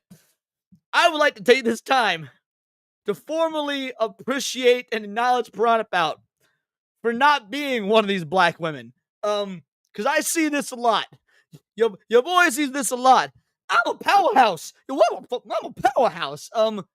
Why do black women feel the need to build themselves up to this like weird degree of like giving themselves nicknames and like being their own hype men? It's so weird. And to be fair, white women do it too. White women do it too, but white women usually have to start drinking first. Like, I see black women do it sober, I see white women do it drunk, and I don't see Latina women do it at all, because by the time you see a Latina woman do anything, she already fucking shanked your ass. Like Latinas be wild. But like, yeah, again, I just want to take a moment to say thank you, Pouty, for not being a stereotypical LaQuisha. Speaking of, she came in with a two-banger that said LaQuisha. So, yeah, I'm happy to provide. I can blow. Oh, you ready to blow? Yeah, I'm ready to blow. Well, I'm a mushroom cloud laying motherfucker. Every time my fingers touch brain, I'm super fly TNT. I'm the guns of the Navarone. So it is a trans. Thank you, Little Miss Anonymous. It is a trans by the name of Blossom C. Brown. What the fuck even is that? Even we don't know the great power they will never have. God damn, Primate King Sonic Wu. Saying something. You may be a powerhouse. You may be a powerhouse. Okay. When have I been a race baiter? I want you to admit that. When have okay. I been a race baiter? Okay. When have I been a race baiter? Okay. This is absurd. No, hang on. Tell me, Honey. Blossom. Give me one example of me race baiting. Blossom, go. I'm here at this point. I'm just here to talk about trans women in sports. I said what I said. So you don't have any.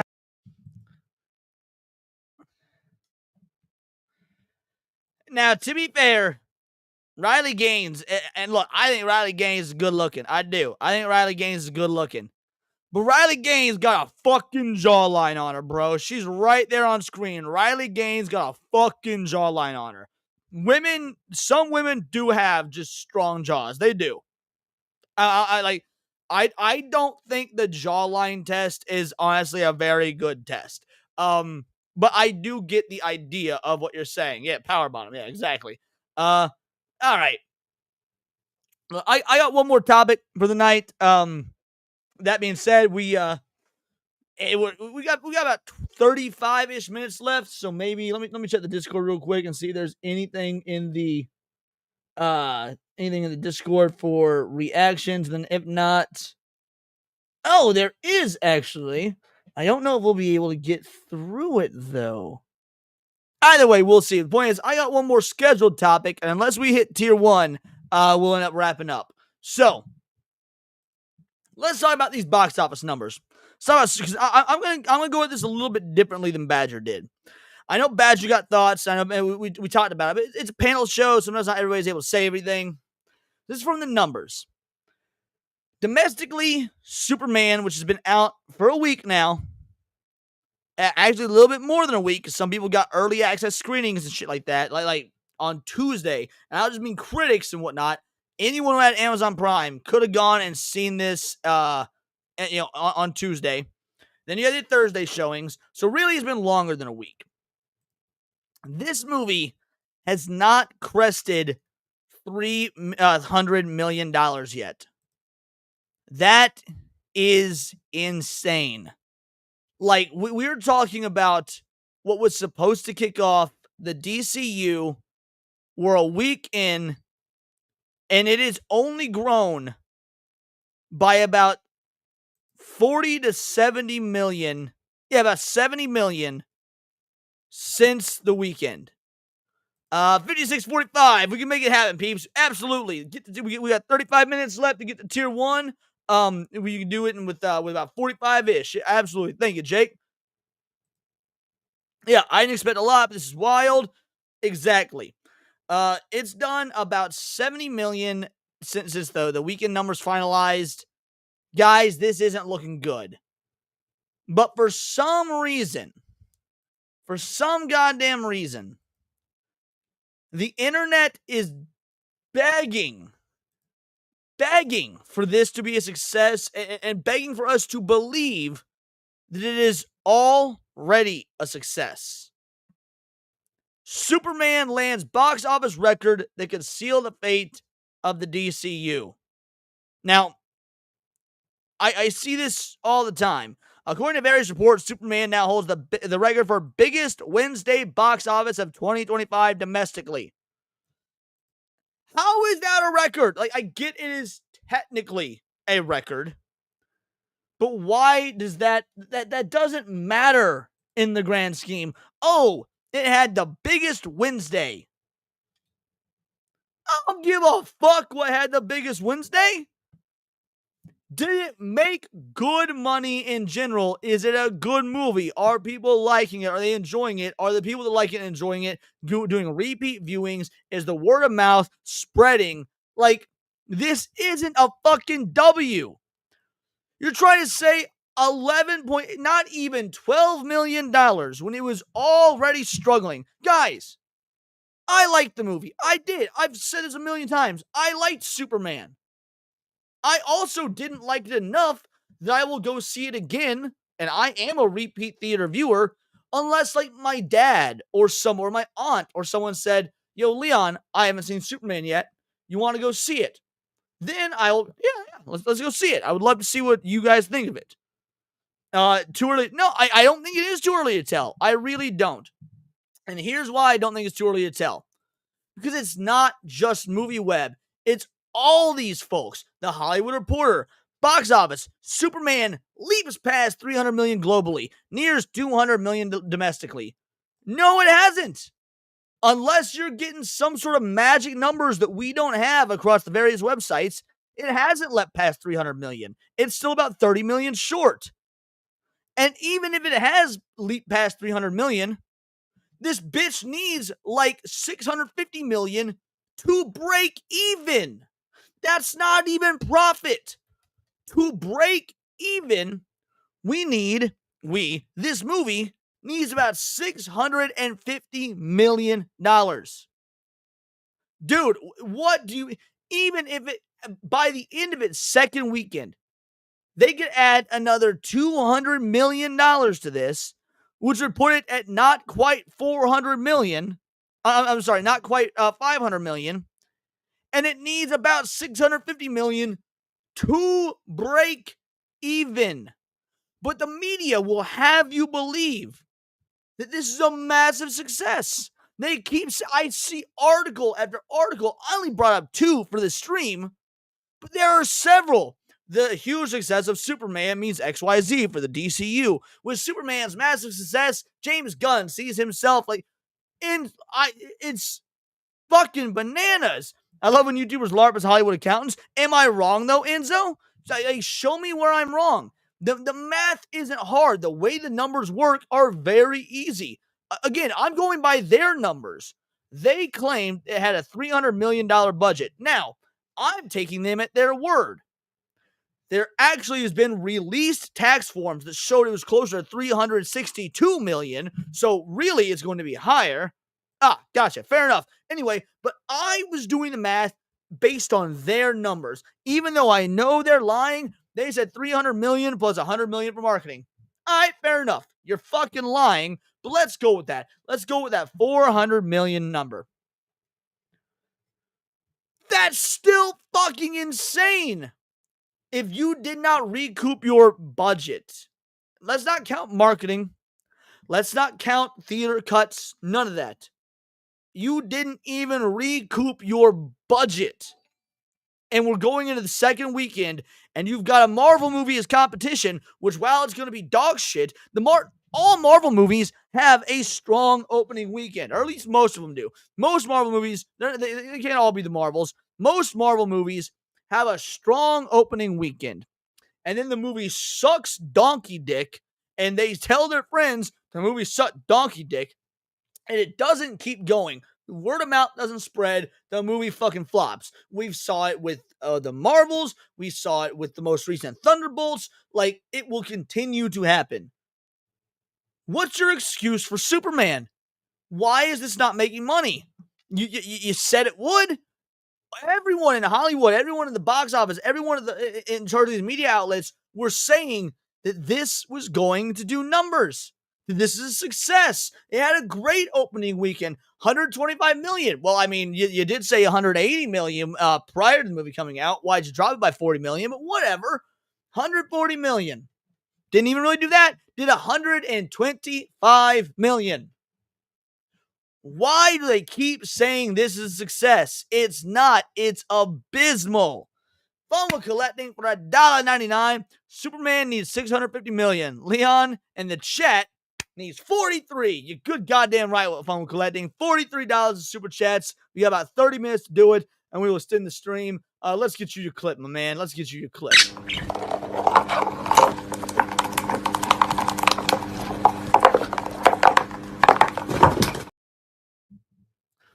But why do you think that, Sketch? I'm truly curious. Why do you think that? Because Fantastic Four is coming out. Now it has competition that it didn't have before. Not only that, it's the summer. This was supposed to be a summer blockbuster.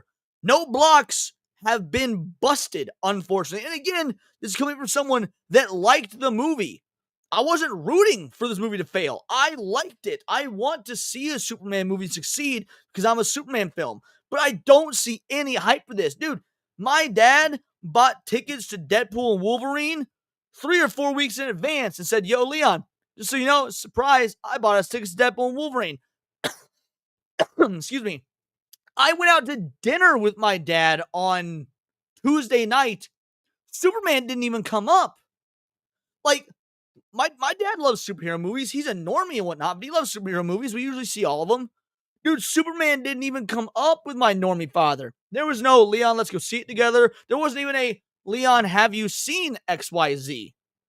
Now, lo and behold, he knows I saw it because he ended up, commenting on my Superman video. But the point is, there's no hype for this. So how can you say that you think the second weekend is going to hold up when it hasn't even held up? Like, it's summer vacation. Even if parents aren't taking their kids to see it, teenagers should be out and about in between, because there's no school right now, seeing it on their own. But no one's seeing it. Positive word of mouth still has a week before Fantastic Four. I expect International will pick up pace compared to the second week. I don't think so. I mean, maybe you're right, and if you are, fair enough. I'm not seeing it though. Like there is nothing to indicate that the International will pick up. The media is already running damage control for the International. There were articles that the Niat showed me, or maybe it was the Doolies that sent me, talking about how the movie is doing poorly internationally. I shit you not, this is the reason that the article gave, because of a language barrier. As if American movies don't do massively in the box office all the time. Like, they're making the most weak-ass, piss-poor excuses. They said because of a language barrier, bro. Like, That is sad. So again, will it pick up during the weekend? Maybe. But is it going to be enough to get them where they need to be to break even? Now, mind you, it's just break even. Nobody makes movies to break even. You want profit. Like, you want to make a profit. So if we're being realistic, this movie actually, to be a success, needs to make like 750, 800 million. It's certainly not getting that. Like, I truly don't know if this movie, just like Badger said, I don't know if it's going to get past 550. I didn't realize Fantastic Four released. Yeah. When did Fantastic Four? Hold on. I think it's this weekend, right? Fantastic Four release date, July 8th, right? No, that can't be right. That's no July 25th. Yeah, July 25th. So it comes out literally next Friday, next Thursday. Technically, I'll do Thursday previews. So it's got this weekend. Today is Friday. Well, now that's after midnight. It's Saturday, but so it's got today, tomorrow, Sunday, and then next week is Fantastic Four. If it's not hitting hard this weekend, bro, this movie is done. And Fantastic Four is not much better. I got a reality about movies to tell you sometime. I mean, by all means, lay it on me. Let me know. I get there are movies that don't make money, that like get sequels and shit. I'm excited for Mortal Kombat 2. First Mortal Kombat didn't make money. It didn't do well in the box office at all. Now, granted, it was day and date release on streaming, but, you know. I have someone in my Discord who got an early access screen to Fantastic Four. They told me all about it. Was it Cleek a Gamer? Maybe one of you guys in the chat. One of you guys posted your early access information for Fantastic Four in the Discord, and damn. Well, I don't even I agree this was a part of it. James Gunn's PR fiasco contributed to the movie floundering alongside people becoming fatigued. Yeah, the James Gunn stuff was a part of it, but not everybody lives online and like knows about all that. Not. I think so much of this is the fatigue. James Gunn for sure added to it, but the fatigue, 100%. We talk about marketing Warner Brothers. Are we talking about a corporation moving money around, paying themselves? Absolutely. In fact, it's funny you say that, Zax. So my roommate, Cookies, who has no dog in this fight whatsoever. Cookies isn't a YouTuber. He's not a pop culture guy. He doesn't pay attention to politics. Like my roommate Cookies is the like as epitome of average American as you can get. He watches Netflix. He goes to the fucking park. He like there, and that's really about it. Like it's a lot of you work, you work, you watch TV, you work, you watch TV. Like that's the extent. He doesn't pay attention to fucking politics. Doesn't pay attention to movies. Nothing like that. He's a nerd, but he's a casual nerd. So he asked me about Superman the other day because I was in here, I was prepping to record, or I was just getting off stream or whatever, and he walks into the studio and he goes, and he just want to hang out, chit chat. We're roommates. We didn't get to talk a whole lot because I've been busy streaming. And he asked how was Superman, and I was like, it's the definition of a mid movie. Like I like it, but on an objective level, it's mid. It's okay. It does things adequately. And he knew that my video was about how the performance was and stuff like that. And he earnestly asked me, like Dax, this is why your question matters. My roommate Cookies earnestly asked me, do you think they're money laundering? Like, if that is the conclusion that a normal ass everyday American can come to, I mean, I think all these studios are doing that. Absolutely. Disney's been caught doing it before. So I don't know if Warner Brothers is. If they are, they're doing a bad job because they're $50 billion in debt. So if you are money laundering, Jesus Christ, get a better accountant for that shit. But that's... have you accounted for merchandising or licensing? It's unfortunate Hollywood killed DVD sales. They've evolved. They won't tell you. So in terms of merchandising or licensing, that's we're talking box office performance. Like, so to answer your question, Sonic 3 did not make over $1 billion at the box office. However, when you account for merchandising, the Sonic the Hedgehog Build-A-Bears and the toys and the popcorn buckets. Sonic 3 did make over $1 billion. But we're talking specifically about box office sales, which is just tickets sold. And so the merchandising really isn't a huge factor. But even if it was, what kids nowadays are asking for Superman toys? Like, it's an unfortunate reality. I love action figures. I love toys. Look at this back here. But what kids are asking for the new Superman toy for Christmas?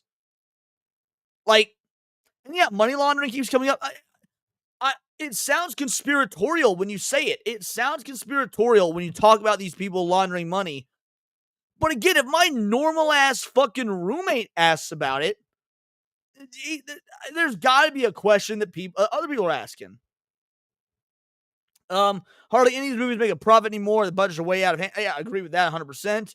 I give it a 6.2, full point because I like Corn Sweat. Yeah, like objectively as a film, I gave it a 5. As a Superman fan that likes Corn Sweat and whatnot, I gave it a 6. See, kids these days want V-Bucks. Isn't that the thing in like Grand Theft Auto 5 online? I've never played GTA Online, so I don't know. But all right, where are we at? Conspiracy happen every single day. It's crazy most people don't seem to know what the word means anymore. Yes, that's well, yeah. Man, I know I said I sound conspiratorial, but even though they happen every day, and even though they are often proven right in the long run, there's still a pejorative attached to them. I was going to say the butthurt peeps, not all of them, obviously, at the same time, like after all these years, we're not going to expect artists to run their mouth. Wait, I must have missed a chat somewhere because that one didn't make sense without. Give me one moment. Try to scroll up to see your other message there. Sketch. I'll be real. That being that butthurt over James and Sean Gunn running their mouths is hella big. No, but it's not. It's not baby behavior, Sketch, and here's why. Because when let's say James Gunn and whatnot out of it. If Apple, if the CEO of Apple said, our new cell phones are only going to be made for men. So if you're a woman and you want this cell phone, fuck you. These are made for men. And then if a woman buys the cell phone and there's nothing different about it, and like it buys the new iPhone, and it's like, wait a sec, this operates the same as normal. Why would they say this is only for men? Like that's not something that's not something to be butthurt about. They made their choice. Maybe if a bunch of women don't buy that phone because they said this phone isn't for you, they made their choice based on what the creator, what the producer, what the person who makes the product was saying. Like people making their purchasing options based on what they're being told by the people that make the product isn't baby behavior. They're just making a choice based on the information they have. Like James Gunn said some ridiculous shit that pissed off a lot of people. Now, I will be the first to say the majority of everything he said wasn't in the movie. Like it wasn't. There was no wokeness, no modernity. Like the movie was as inoffensive as it possibly could be. It was really milquetoast, honestly. But because James Gunn said dumb shit and made it sound like it was political, made it sound like XYZ, why should people doubt him? He's the one that made it. So no, I don't think that that's baby behavior whatsoever. I would not want to pay money for something that I'm being told is a bad thing, or at least being told is a thing that I don't want or won't like. Like if McDonald's so he said that his new Superman movie is political. As someone who's seen the movie, it's not. I can 100% say it is not. But if McDonald's advertised their new quarter pounder with cheese as vegan friendly, but it was actually full fucking beef, they can't be mad when people don't buy it because they're not fucking vegans. You lied because you want to seem hip and cool with the kids. So yeah, no, that's not baby behavior. New Line was claiming Fellowship lost money. Were they really? I never heard that. Anyway, my throat's starting to hurt. I gotta get some alcohol in me. There we go. All right. We got 15 minutes left. What are we doing with these last 15 minutes? Unless we hit tier 1, because otherwise we calling it pretty soon. Unless Sketch has an opinion based on what I said about the James Gunn stuff. And if you do, by all means, I'm willing to hear it.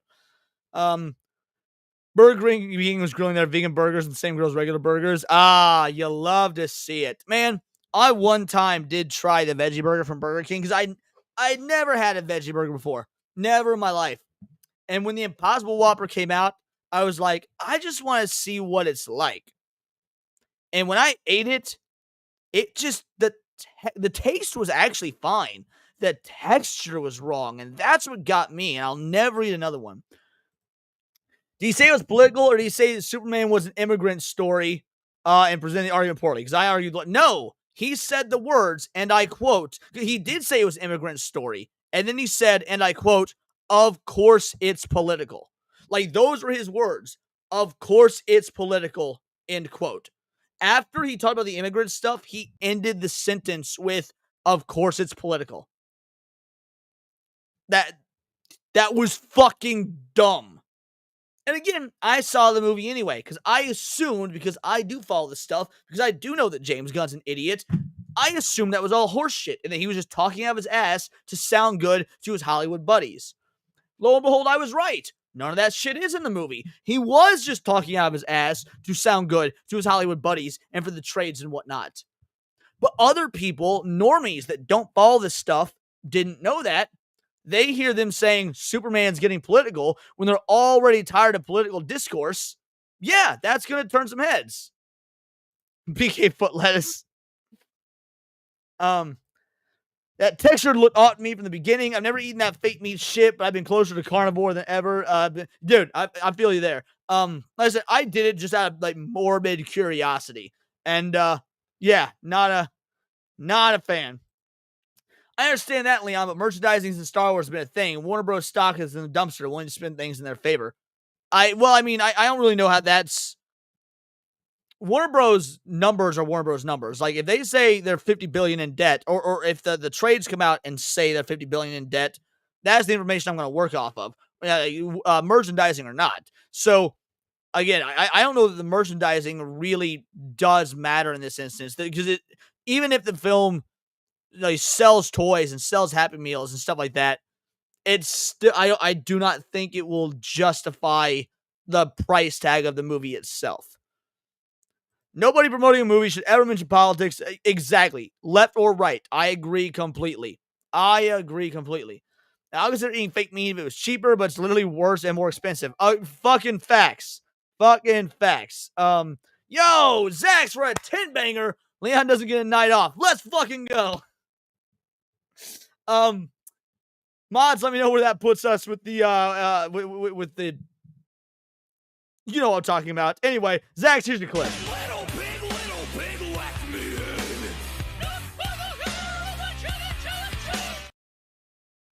There we go. Yeah, we might make it yet. Yeah, we got 12 minutes. If Disney and I had the parks cruises, I wonder how negative they would be. Yeah, exactly. If that is what keeps Disney afloat, 100%. Anyway, so Sketch, since I've been having this, fun little debate with you, do you have do you have thoughts based on that? And again, even if that it's political nonsense wasn't part of it, that's the dialogue that got started. But again, he did say 68-41 with 32 away. Maybe I'll get a day off. Who's to see? I won't lie, Obi Dean, and I don't mean this to be rude. I don't get the relevance there. I don't. Well, the night off hath been dashed. Well, you can come on and talk about it if you want, because we absolutely just hit tier 1. Demon Carol coming in with that 10-banger, and this is about to ring through 10 times. So y'all gonna have to bear with for a bit. There it is. Johnny, Leck. Come on, who else? All right, I'll play your clip, Demon Carol. And we'll go from there. Let's see. maybe this will take time. We'll do this one. Horse semen's great. I'm digging horsecock. Is your cock a horse cock? You will never hear me say it. Ooh, as I take more. My favorite stallion I keep in my top drawer kind of goes hard though. Cause there is no cock like horse cock. Send your asshole into shock and eat horse. I don't know how we're going to ever top horsecock. And then Sketch came in with a 2-banger saying, oh shit. Yeah, man, we hit tier 3, so you should absolutely come on the show. I am shocked. Shocked. Well, not that shocked. Not tier 3, I meant tier 1. Lost for Words. You got a good name there. Lost for Words. I like that. Horsecock all around. Neon is visible 24 hours. All right, Spring Maze to become a member. All right, let me go ahead and start sending out invites. Give me 1 sec. Zax, are you wanting to come on this late? I don't know if you've got plans or whatnot. Are you wanting to come on this late and just discuss whether or not studios, that could be an interesting discussion. People's purchasing habits based on what whether it be YouTubers talking or the trades or anything like that. So yeah, I think that's probably what we'll start with. So for those that donated, give me a moment. Let me start sending out invites. Okay.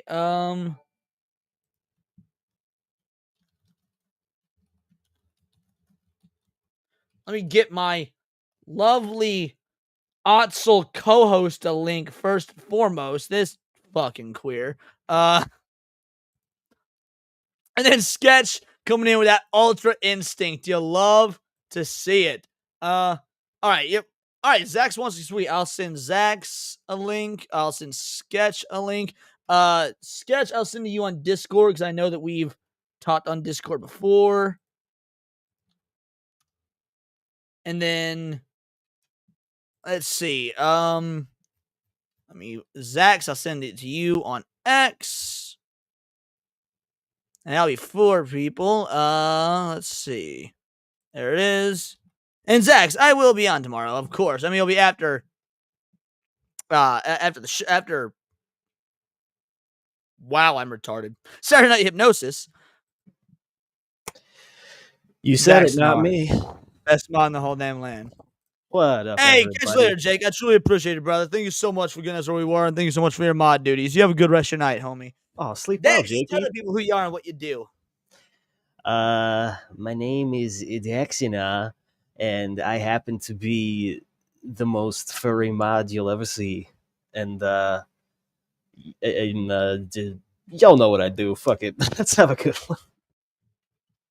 Demon Carol. Well, I was on SNH last week, but yeah, I had to take 3 weeks off of SNH because I had some real life stuff that was very pressing to get oriented, and part of it happened, like part of the stuff I had to take care of was always happening on Saturday nights. So I let Hypno know in advance. It was like, Hypno, I'm gonna need the next 3 weeks away. Is that okay? Because so much of this is happening on Saturday nights. And he was chill. But yeah, I'm back permanently on SNH now. It was just a little hiatus to get some shit figured out. But I was on SNH last week. Oh, you're just poking fun. Gotcha. Sketch, my man. How you doing, homie? Okay, what up? What's up, you James Gunn shill? Listen, man, you don't bet against I'm waiting James for Gunn your in this bitch ass to modern. come on Countercast. Now that I moved it to 6 p.m. instead of 3 p.m. Well, that's what happens when you schedule it for a time when my girlfriend gets home and wants to spend time in the evenings together. I understand, dude. No worries. Hey. I'm just fucking with you. But One of no, these I days. really am interested and curious. By the way, yeah, those of you that donated, sorry, before we get into it, those of you who donated, Primate King Sonic, Woo, Demon Carol, Zach should be coming, Piranha Pout, if you want to come on, Niad, if you want to come on.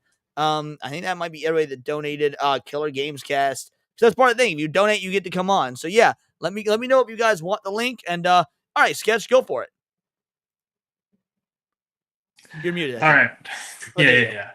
I've been told that when I clickety-clack on my mechanical keyboard, it sounds like I'm sending a message in World War II to let someone know that her son just died overseas.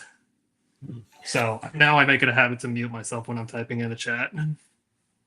But Okay, where do you want me to begin? Because I think I hit like 3 different talking points over that little back and forth. You did, but of course, because of it being text, it was Yeah, that's So, what I'm so real saying. quick, let me hit this super chat, and then I'll start with that first one because I that's the one that I'm personally the most interested in. Real quick, Phone Collecting, right down at 9, strive for tier 3, not ready for my debut. I can't wait for your debut though, Phone Collecting. We'll get to happen eventually. But yes, agreed. Strive for tier 3. And in the meantime, here's a Kata clip. Y'all can clip me all you want. I think Alyssa Mercante has a nice ass, but I guarantee you she doesn't shave her armpits.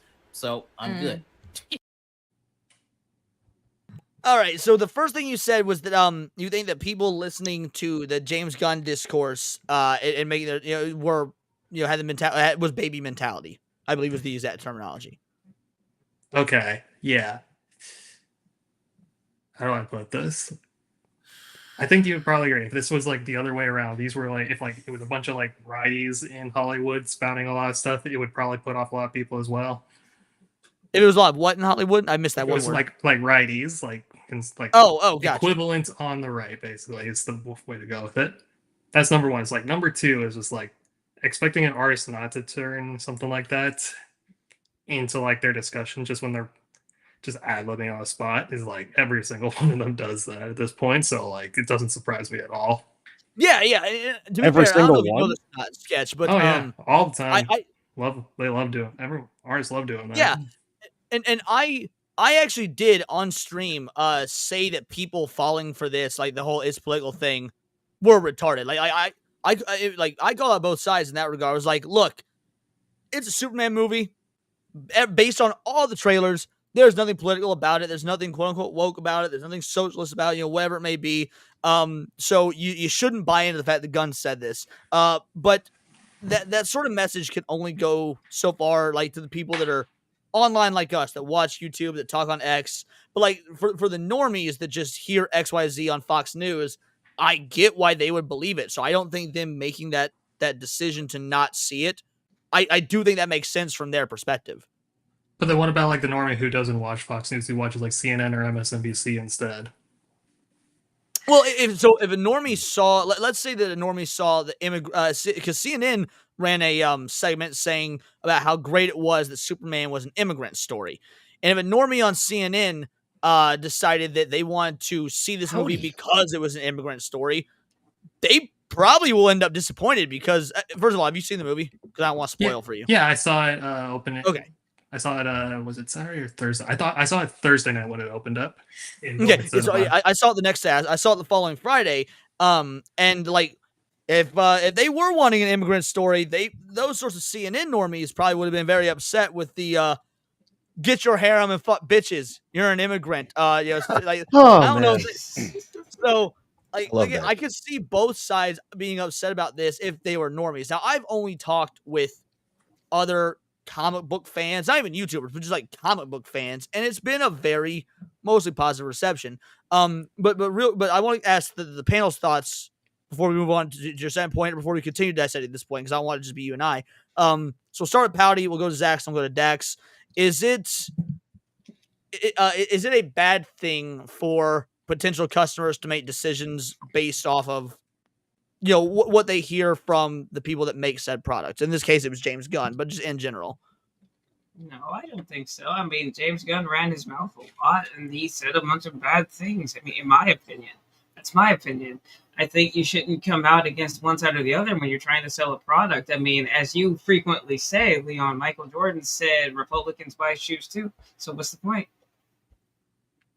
Zax, what about you? Or wait, do you have anything else, Pouty? No, I don't. We're good. Zax, what about you? Hey, Pouty, how's it going? Doing good. How are you, Zax? Good. So the immigrant thing. How do you on Circle of Jerks or What's Good Wednesday win, Zax? What's that? Oh, whenever she wants. We'll talk. Okay, we'll talk. Stuff, technically, I mean, yes, it is kind of. You could say it's a story with an immigrant in it. I don't know if it's immigrant story, but I don't think that even really matters. I think that right now we're talking about immigration, and really, to me, this movie was about mass migration to the UK, because what they did was they got this guy who is an immigrant. He came over. His parents were very clear. They sent him from a spaceship down to Earth, and they said, procreate as much as possible, people will serve you or they will die. So convert or die, basically they're saying. And keep a harem and repopulate the earth. Like that's a very popular religion right now. I don't know if you guys have heard about that, but there's a whole lot of people taking over the UK.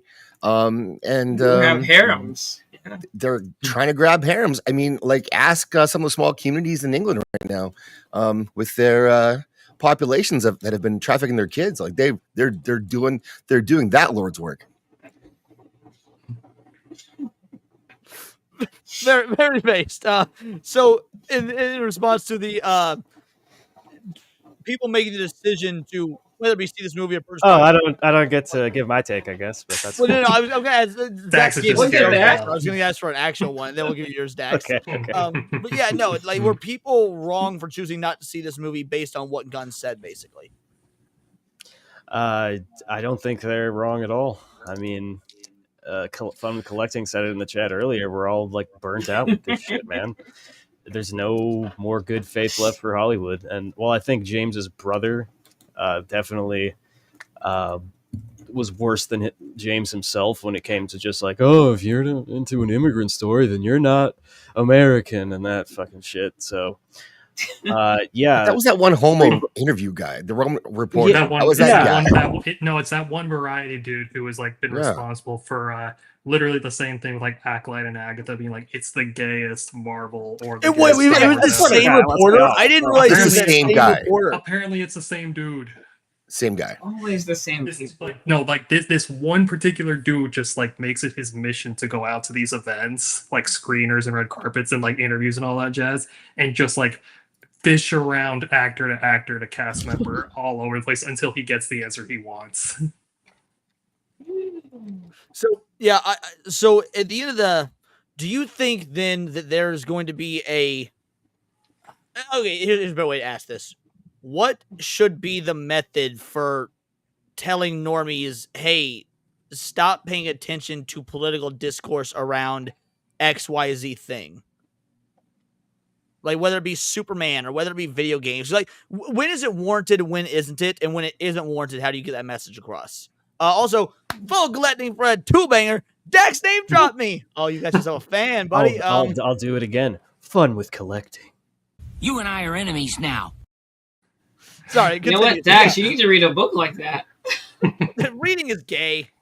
Yeah, don't read. She sells. Should not read books. Sells by the seashore. Oh, there you go. See, here, you give $2 more to Dax right now. There you go. Yeah. Hold on. Look, Gary, there I am. The harem shit is way worse to me than any possible immigrant allegory. Like that shit is dumb. And the fact that Gunn committed to it for the first movie is just baffling. I'm like, man, as much as I thought Jor-El was like kind of boring and lame in the Snyderverse, like at least he wasn't a harem advocate. I don't know. Like, it's a weird direction to go. It's so weird. Yes, I was not expecting it to go that direction, but okay. Although it does remind me of Brightburn. I think James Gunn and his brother did that, didn't they? Right. His brother directed it and James Gunn produced it. Yeah. There we go. go. I actually do like Brightburn. So, but I think I've asked everybody on the panel except Sketch because we haven't really talked since then. Did you like the movie? First things first. And how much I did. I walking out of the theater, I gave it a 6, but when I sat on it a little bit more, I bumped it up to a 7. See, I was similar to you. I gave it a 5, but after sitting on it, I give it a 6. I'm clipping this later, by the way. What was that? What was that, Pouty? I said I'm clipping this later. That's all. Oh yeah, I know right. that.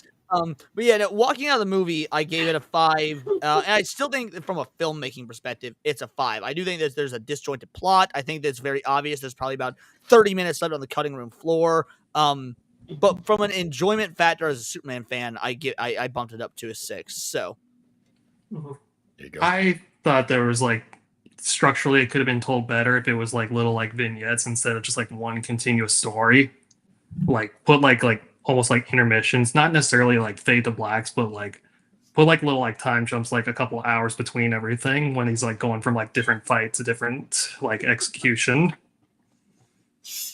But the more I sat, I was just like, I thoroughly enjoyed a lot of like the casting, like performances. Like Nicholas Holt's Lex Luthor grew on me more and more as I thought about it. In particular, that one's done. That was when I was like the weak. I was like the lowest on that one, but then afterwards I'm like, no, this is actually pretty good. Well, you mentioned in the chat that because we were talking about movie studios and what I was mentioning money laundering and how you need XYZ to make money, and you said, "Oh boy, do I have a story for you." So what is that? What were you referring to in that chat? Yeah, that's just because the box office numbers aren't the end all be all to a movie when it's done. Like when 99% of movies just don't make their money back. Period. They make the rest of their money back off of like territory distribution rights and in the past it was physical, but that's changed Right, that's quite obviously. unfortunately dead now. But a lot of the distribution rights for different territories still exist as a primary way these movies make their money back after they've left theaters. But so when it comes to calculating the success of a movie, though, even all the trades use the box office. So is it wrong to use their own method? If the mainstream media, if Variety and the Hollywood Reporter and CNN, Fox News, whatnot use these metrics, what metrics should we be using? How should we be doing it if that's not the best way? Or should we be using the same thing as them but be accurate with the numbers instead of try to build a narrative? Well, I mean, I'd probably take the nerd part out and be like, what do you value the most? Do you just value the raw monetary value, or do you value like the experience part of it? I mean, I don't think that dictates whether a movie is going to be good. There's a lot of movies that never got sequels because they didn't. Like, take Dredd 2012, we were talking about earlier in the show. Dredd 2012 never got a sequel because it fucking bombed, even though it was an amazing movie, and most people will talk about how it's an amazing movie. Well, you say that, but also keep in mind, in the same vein, Blade Runner was a disaster when it came out, and 50 years later, something along those lines, it ended up getting like a sequel anyways. Because it was it became so popular. Yeah, so I'll like much superior sequel. Who's to say that like in 50 years now there won't be like a Carl Urban 2012 Dredd sequel properly because it's become a cult classic. Well, I think becoming a cult classic is a little bit different because so let's take actually Superman Returns we can keep this on Superman because it's a good example. Superman Returns with Brandon Routh was a sequel to the Donner films. And so even though we hadn't gotten any new Superman since the late 70s, early 80s with Christopher Reeve, they still decided to make a sequel to that movie. Now, it didn't do well, whatnot, despite the fact those movies are loved and revered. So yeah, I don't know that. And again, I'll ask this question to the rest of you after I answer this. I don't know that cult status or how much fans love XYZ is a good method to track whether something warrants a sequel or a reboot or revival. But this time we'll start with Dax and we'll go around the other way. Dax, what do you think? Is fan clamoring or fan fervor a reason to make more product? Fuck. This might be too big brain for me. I think it depends. I mean, X-Men 91 had pretty good, went over pretty well critically, and I don't know how it did viewers wise, but man, it sucks about the original X-Men cartoon did great viewers wise. It always had good numbers, like 70. Well, no, I mean X-Men 91, the reboot 97. By 97. Yeah, no, did I say 97? I fucked that up. Oh, you meant 97 instead of 91. So you were saying that. Do you talk about the new one, the Bo DeMayo one? The Bo DeMayo thing? Yes. Okay. It also did very good viewers wise. I think it might be wasn't it the only Marvel TV show? Now granted, it's not the MCU, only the Marvel TV show to actually chart in Nielsen ratings. I don't know. I wouldn't know. Wouldn't surprise me. Really solid from what I saw. But I'd say you should. It'd be a nice change for them to cater more to fans, and obviously that's complicated as far as what you want to incorporate and what you don't. But just I don't know, man. Just get better community managers and people that don't fucking hate us. That'd be a nice first step. What about you, Zach? So you're a bit older than everybody on this panel, Thanks, despite dude. the fact that you Appreciate look like that. you're like Yeah. 29. Yeah. That, for your no, family. yeah, I saved it at the end I'm there. the least Despite gay. the I'm fact- also the least gay. yeah, That's fair. Zach's definitely the least gay on this panel. So, Yeah. should legacy sequels and things be made based on the perception of a rabid fan base? Perception how? Like, what do you mean by that? Like the perception, what the fan base wants, or what? Like, what we think they want? What the studios think they want. They see X amount of people talking on the internet Right. about, oh, we loved this movie from 1985, and they see Right. 500,000 or 1 million people engaging in those sorts of posts. Is that a good enough metric to warrant making these things? I think it's a good place to start, and I think you should do that with a limited budget. If it's a group like that, then you keep the budget down, you keep the expectations down, and you produce a product that they're going to like, and you build from that. So, like, it's fine. You could do that. Just things like Firefly did that with Serenity, and it didn't work at the time, just like Firefly didn't work at the time, because the people they spent too much money on it, and it wasn't crazy over budget, but they overshot their shot. And so Serenity also lost money like the show did until much later when it made it back up. But had they been able to make that a little bit more like cheaply, then maybe that makes money, and you can try those things, and why not? Because that cast would not be that expensive at that time to get. And so I think that yes, you can do it. I think it's a good idea depending on the track record of the product and how much money people tend to spend on it. I think that also factors in, but yeah, it's like be better safe than sorry. I don't understand. We talked about this before. Sorry, guys. Sorry. How do these budgets get so astronomically high that you can't understand how that money was spent? I think that's something to. You can have like this movie, Superman. Maybe it was okay. We talked about the laundering stuff, the advertising stuff in the chat a little bit. Yeah, and we'll get to the laundering here a bit as well, because I do want to hear you guys' thoughts on that. But yeah, continue. So there was a appetite for a Superman movie. I think that for this, a lot of the press didn't help. I think James Gunn didn't help, even though I do like a lot of James Gunn's movies. Even though I didn't like James Gunn, I've learned over time I like his movies, generally speaking. I've never been excited for one before. But yeah, so I think they screwed it up at the beginning. Everyone's talked about that to death. I think the heart of the movie itself was good. I think in that Superman, I liked some of the things he did, and I liked David Cornswet way more than I expected to, and so that made it okay. And that was smart. Like, they didn't spend money on actors, but they spent $600 million somehow on this. Well, Zach, did you? Sorry to jump in, but on that point, did you see the news? I think it was something like James Gunn got paid like $20 million to direct it, and David Cornswet got like $5 million to play Superman. I don't know how much he got paid to direct it, but I do know he got $15 million to write it. Yeah, so he effectively the sentiment $15 million to write it. The sentiment was that he got paid more to direct and like write it than Cornswet got to play it. And we'll get into that when we get into money laundering stuff, because I do want to get Pouty's and honestly your thoughts as well, Sketch. Also, before you, Zach, I'm so glad you brought Serenity, because you want to know how many people were in my theater for Serenity when it came out? 3. Me, my aunt, and my stepmom. I remember going to the theater to see Serenity, and me, my aunt, and my stepmom were the only ones in the theater, and it was, if not opening night, certainly opening weekend. Man, I remember that. I went there too. There was maybe 10 people in the theater, and I was so excited for that. The online clamoring was there. Like, there was excitement, I thought. And then you get there and it's crickets. And I was like, yeah, that was literally how it turned out. But I went to a re-release in probably 2014 or so, and it was sold out. I bet. Yeah. Yeah, it's a great movie. So Sketch, at what point, how do you do, if it should be done at all, a legacy character or sequel or film or just sort of legacy project that has a cult following then? How's that managed? Yes, they did. They loved it, by the way, Enzo, because they were huge Firefly fans. A legacy cult classic. So are we talking kind of like the example I gave before with like Blade Runner versus 2049? Yeah, exactly. Like, how do you get something like that off the ground?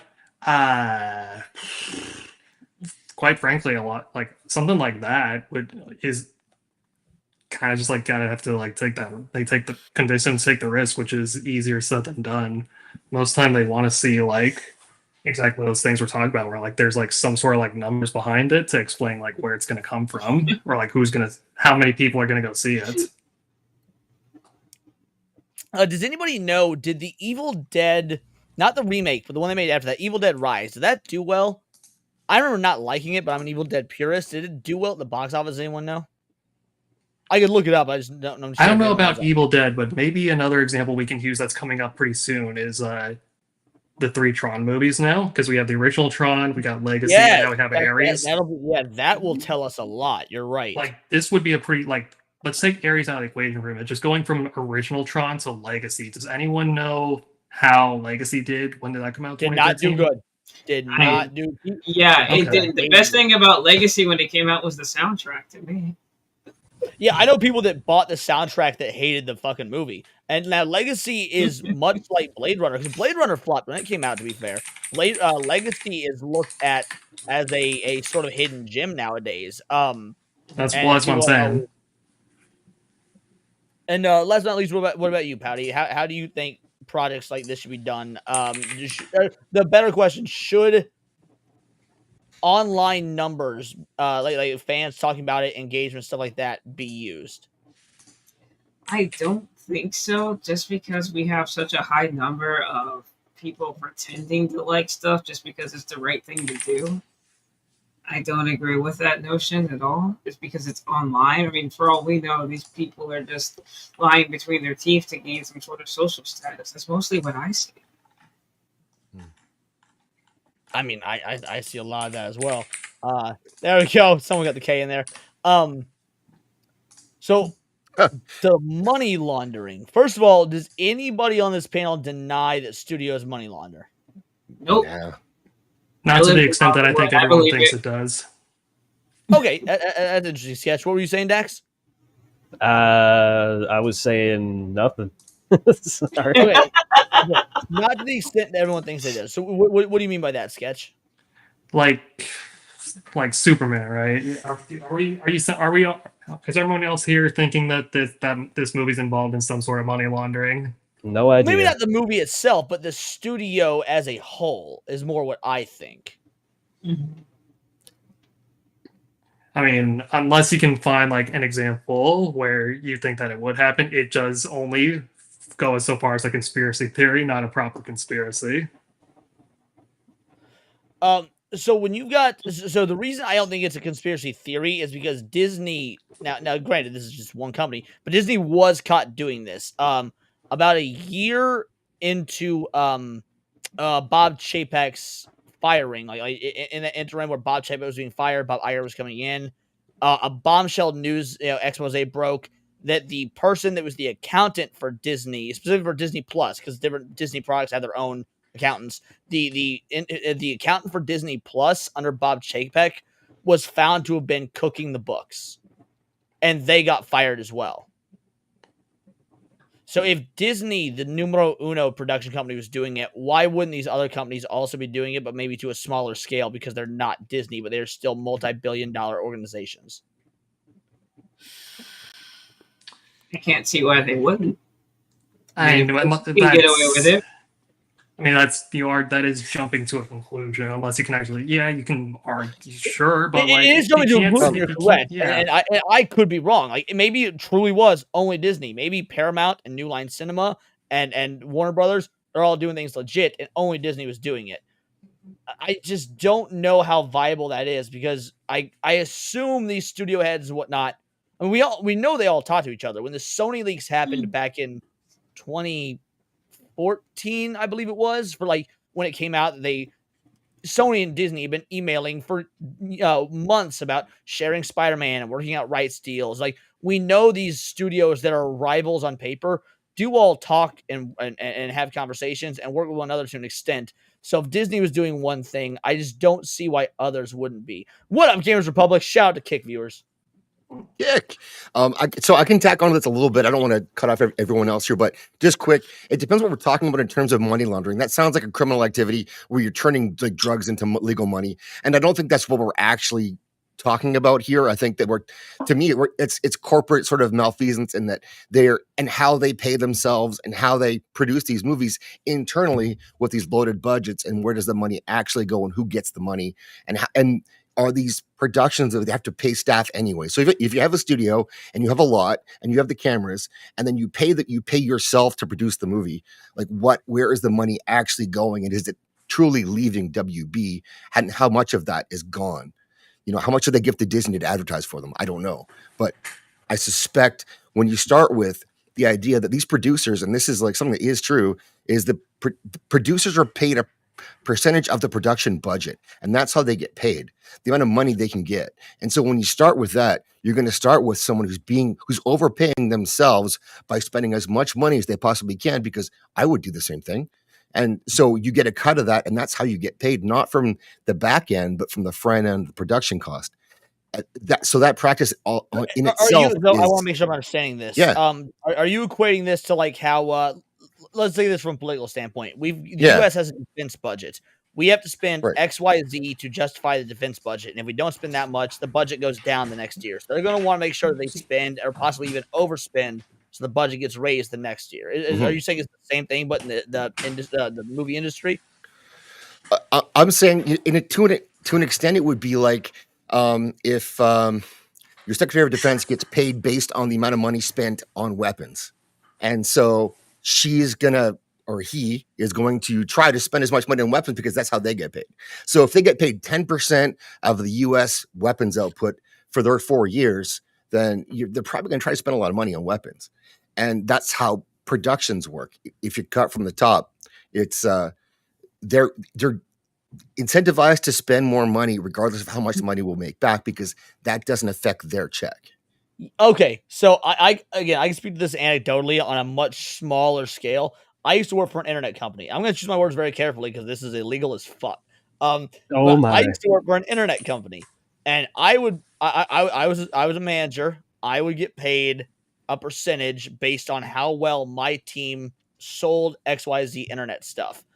Internet companies run a credit check to know if there's going to be a deposit. There was a workaround in the system that was wholly illegal, but you could technically do it, and it would bypass the credit check, so that because if someone's trying to buy internet and they say there's going to be a $200 deposit, what are the odds they pay that $200 on the spot? So I would go to my employees, look at me and be like, "Hey, there's a sale on the line here, but there's this $200 deposit. What do I do?" I would tell them, "Look away, I'll take care of it." And I would exploit XYZ. Credit check is gone. They get the sale. Them getting the sale means my check is now bigger. So it seems like it's a much larger scale version of that. Yes. So if you're like the owner of an NFL team and you get paid a percentage of what you pay your players, and you are then going to pay your players as much as you possibly can, because that's how you get paid. Like you're not going to cut corners. Same idea. You get a percentage off the top no matter what happens. And Dax, last but not least, do you think these corporations, and whether it be the movie industry or in general, we're talking about the movie industry, these studios are money laundering? Almost certainly. I mean, I'm really not going to have much for this one, because like I'm not going to pretend like I know what the deal is with Hollywood execs. They do a lot of shit that seems baffling to me, but maybe if I fucking had a big stake in a new Superman movie coming out, I'd want to launder some shit. And Sketch forgot to mute himself. All right. I know Lex Luthor had to launder some money to get all those chimps, which was a really cool plot point in that James Gunn film by James Gunn. I really appreciated that he used hundreds of millions of dollars of CGI to take a snipe at Snyder Bros. I thought that was really cool of him. Yeah, definitely. Not cringe at all. So that's an interesting, because Sketch, you do a lot of work for, and let me know if I'm misframing you, but like you do a lot of work for right wing YouTubers, right? Like whether it be editing or things like that. Like is that your main? Nick Fuentes. Oh dear God! Shoot me now. Put Put a bullet in my head already, Zax, please. No. Don't. But is that fair to say? Like you found yourself in a position of employment by, and I'm going somewhere with this is the reason I'm asking, so I want to make sure I'm characterizing it correctly. Okay. I got distracted by gay cat boys that are back up for that. I do a lot of like right wing commentary punditry. What was the back half of that? Well, no, I was just asking first things first if that was a correct assessment. Like the work you, because a lot of people might not even know what you do because like your presence, like a lot of our chats and whatnot, and us getting to know you and whatnot has been just as a viewer. So a lot of people might not know what it is you do. But Yeah, you do okay. like production and editing and stuff for other YouTube channels. That's how you got into this. You got your own channel and whatnot, of course, but like you do back end work for a lot of successful YouTubers. Yeah, like my channel is like hobby exercise for my own skill sets, but my work primarily comes from like clients who happen to fall much more towards of course. No, my primary means of income comes from doing editing work for other channels and social media campaigns. Sorry. So, and the reason I'm bringing that up is when you see like, let's say all these really large right wing channels using the same sort of methodology to get their clicks and that use similar editing styles and similar thumbnails. Would you say that that's a method that, at least up until recently, has worked?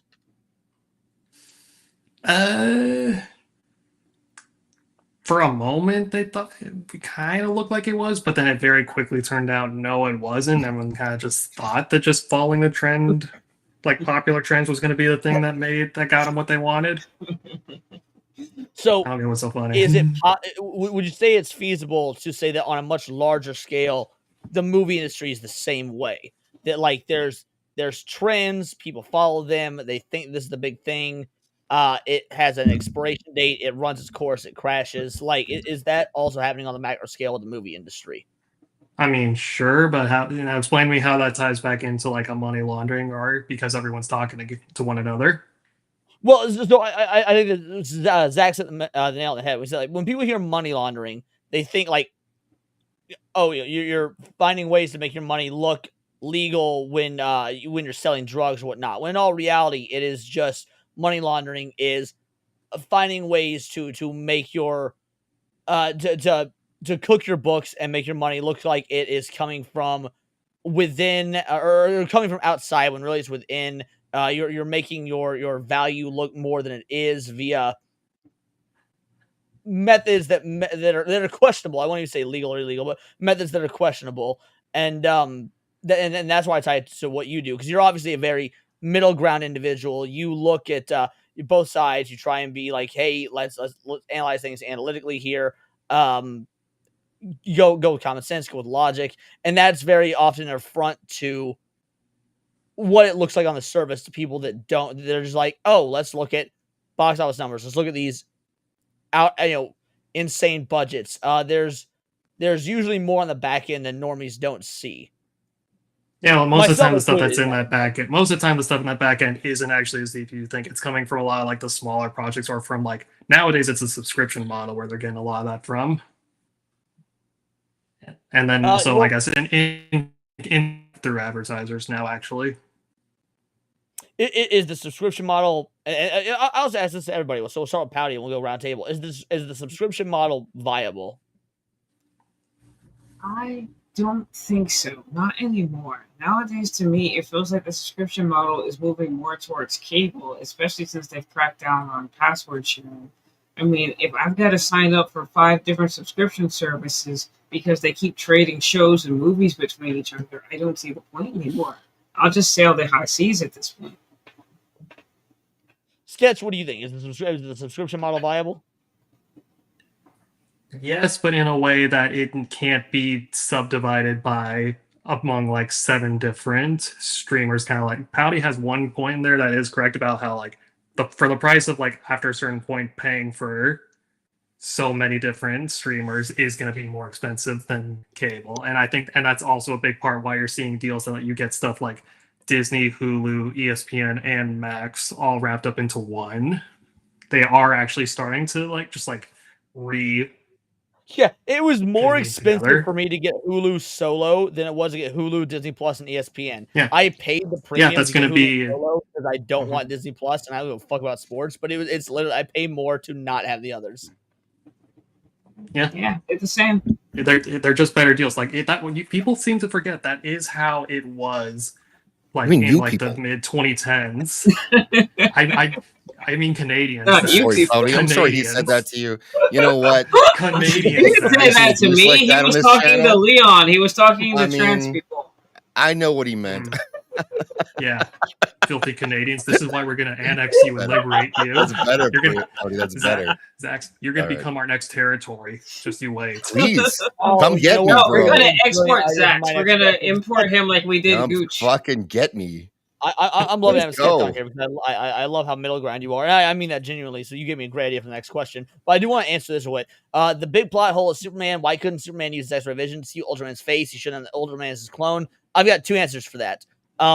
One, since he is a clone of Superman, Lex knows his weaknesses. Just like Lex knows Superman's weak to kryptonite. How does he know that?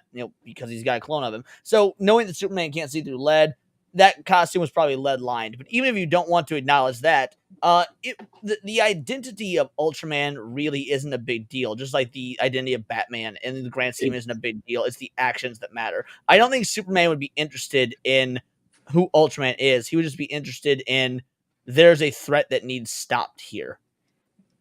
I don't know if anyone has quick thoughts on that. The fact that he was a clone being so brushed over is one of my problems with it. Like, Superman has no interest in the fact that he was cloned and that this guy is like apparently subservient to Lex like a dog. Like, wouldn't that be a huge moral fucking problem with it that he would have? But then, oh my god, that scene's so stupid. But then I fucking love that scene. That's great. It's goofy, man. The whole thing with Bro, Lex it's calling out DC fighting game inputs. Like, he's fucking It was the at best the thing in the world. It was FGC. so, It was it so was so ridiculous. top tier. What do you mean? That's made I'm with great. you. I like Lex using all those employees, but now for a different Why reason. is he so fucking angry at Superman with the 1A shit? Just 1A, 1A, 1A. Oh, I'm so angry at you.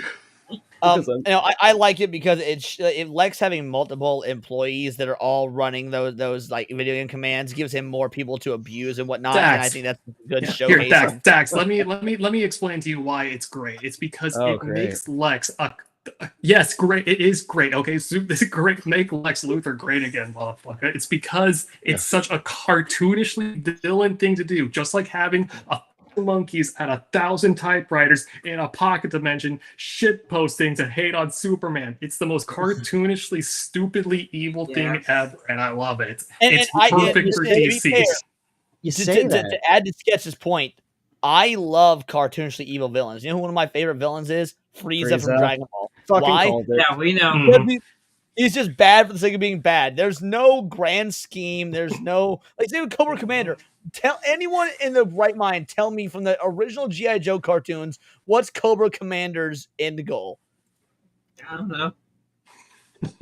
He's just a fucking bad guy. It's the same reason I like Dr. Claw from Inspector Gadget. He's just gonna get. We don't know why. I'm okay with that. And shit. then the finisher, Zax, not Zax. Oh my god, Dax. The finisher, Dax, is that if you don't get cartoonishly evil Lex Luthor, you get Lex Luthor who puts Jolly Ranchers in people's mouth. Dude, he was cartoonishly evil. Fucking Eisenberg Yes, is bouncing around like that's a why he- crackhead in that movie, and I didn't like him there either. Like, That wasn't even cartoonishly evil. That was just dumb. Lex is supposed to be smart, allegedly, and has the ability to make universes. Already the movie's fucking over. Like, if he can do something that overpowered, like, off rip, that just breaks everything. And the fact that he uses this resource to fucking have monkeys, not like humans or programmers or even AI, but fucking monkeys. You understand? No, like And you know That what? was a shot at No, India. but you forget this is the also the pocket dimension where this is the pocket dimension where he's imprisoning his ex-girlfriends who wrote bad articles about him. With no toilets or anything, and I don't know what he feeds them. They're just stuck in a fucking glass Cartoonishly case. evil. He's got Mr. Yeah. Handsome feeding them gruel on a daily basis. It's what do you But mean? to that point, I will say there is one thing, and this is actually one of my biggest gripes about the movie. I'm not exaggerating. This is one thing that I did like legitimately hate about the movie. And I wouldn't hate it if it were not 15 years or whatever into superheroes being the big thing. So in the fact that Ultraman is a clone of Superman does bother me. And it's not because he's a clone of Superman. It's because in every, let's say, the vast majority of Marvel movies lately, not lately, but from the inception, Iron Man, who's he fight? Ironmonger. Ant-Man, who's he fight? This other version of the Ant-Man. Like there's all these. Your big bad is just a villainous version of you. In the Superman movie, they literally make it a clone of him. It's not just someone with the same powers or someone in the same suit or whatnot. They literally make the villain, or the not the main villain, because obviously that's Lex Luthor, but like they make the obstacle him.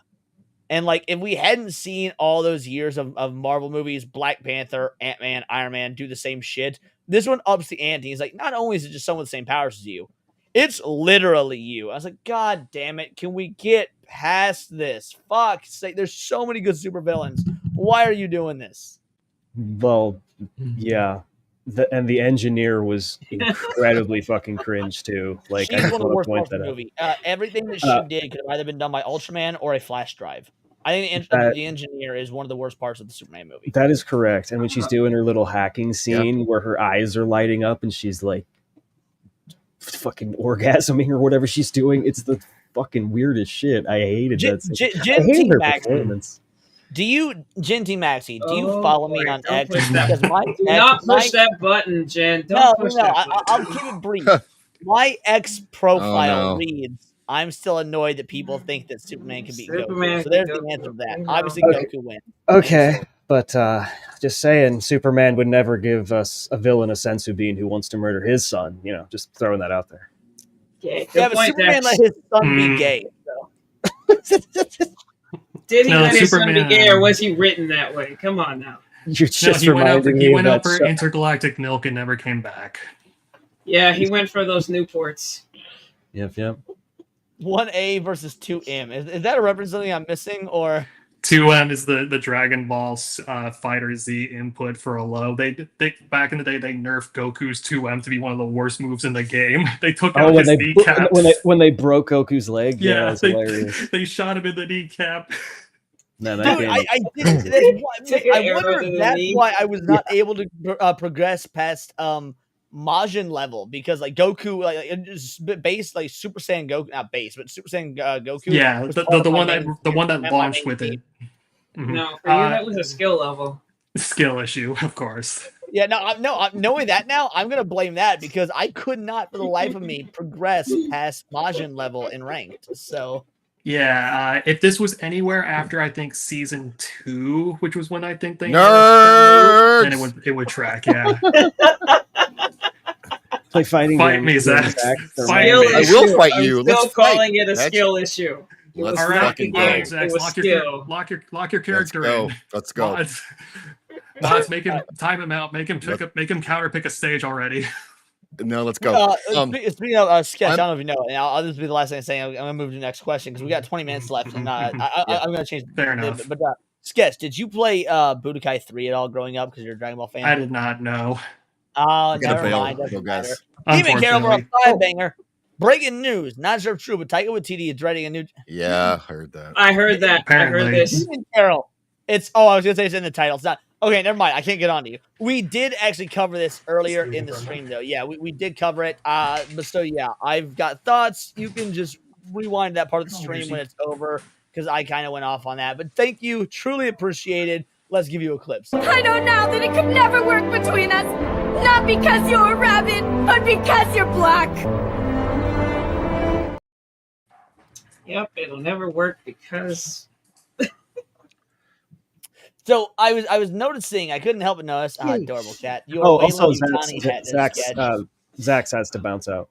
Yeah. Oh, Zach's Zach has to go. All right, Zach's. Gotta All right, go. Zach, tell the people who you are, what ambience you got kicking going in, on, the boys. whole nine, and make sure to advertise that I will be on your show tomorrow because no, Yes. go on, tell people who you are. Tomorrow night at 10 p.m. Central Time. Leon's coming on. Gonna have Cindy there. We have Zach coming back. If you have not watched Circle of Jerks when Zach has been on a show, it's some of the amazing. funniest shit you couldn't imagine. Wait, He's Zach fucking is in hilarious. our little buddy from Vegas, Zach? Yes. Oh my God. He has some of the funniest stories I've ever heard. Like just like the time he tried to fuck his substitute teacher at school. Like that kind of stuff that are real stories that he really tried and he was surprised didn't work and it could only come from Zach. So I can't like the time that he told us that, you know how you play that game at home with your wife where like she tries to put her finger up your bum? Things like that. And I'm like, no, I don't know about that game, right? That is Zach. So I'm Rose flabbergasted come right on, now. come on, tomorrow night. Leon's I gonna don't be know there. this game. I don't know that game. It's not a real game. It's not a real game. So come hang out with us tomorrow night. Leon's gonna be there. Cindy's gonna be there. That darn Kite is gonna be there. Zach's there. It's gonna be a fun night. It's gonna be a fun I night. might So be a come hang little out late. tomorrow at 10 p.m. SNH has been running late lately, but I will be there. Yes. We'll wait for you, Leon. We'll wait. But thanks, guys, for me. Fun to jump in and thank you, chat. No, Good seeing you Let's again, go to Zach. bed. Zach, go get some Have a sleep, good Zach. night. Dream about your race cars. Oh, yes. F1. Good night. Good night, So, Maximus. As I was saying, this could be the discussion to end all discussions because we got 20 minutes left. But I was noticing the Wayland Yutani hat, and god damn it, I can't get through this shit. But I'm a-okay with it because super chats are coming through. Primate King Son Nigwu, I demand that clip be removed. Well, too bad. That's stupid. You're stupid. Stop being stupid. Hey, Well, you upset That's him. not You good. told him Cindy wasn't into the blacks. Why you do that? Starting with Daxstar, and we'll go around the horn. Alrighty. What is the ultimate? Because again, Wayland Yutani, I was thinking Alien vs Predator. What is your ultimate dream crossover? Shit. Can I go last? God damn it! All right, we'll start with Sorry. Veronica. I'll go last no matter what because I don't like speaking first. So I'm mentioning the topics that seem self-aggrandizing. We can start with Pouty, and she can go, and then you can go What? second to last. I don't. Wait, when you say dream crossover, what do you mean? Because I don't know. Well, like I feel like it's like, for example, we've had Alien vs Predator. We've got Sonic and DC in the comic universe. So we've got like Marvel and DC have done crossovers, or we've had what is there two universes that don't normally mesh that you would like to see? It'd be a comic book or a movie or a video game, but something about those universes connecting. I would like to see Pokemon versus Digimon because part of me wants to see a Charmander versus Agumon fight. Digimon sweeps. Digimon sweeps. Agreed, Dax. Sweep. Yeah. I'm with you, Dax. Totally. See, I prefer one of every Pokemon versus a billion lions. Thank you very much. No, I seriously think Digimon would sweep. I mean, we come in there with Angemon, Agumon, you bring in Wargreymon, or my favorite, Metal Garurumon. We got it. Okay. Rainamon. Exactly. Wait, what? Sketch, what about you? What's your dream crossover? Dream crossover. You know what? I think I'm gonna go with some kind of crossover between Halo and Metroid, probably.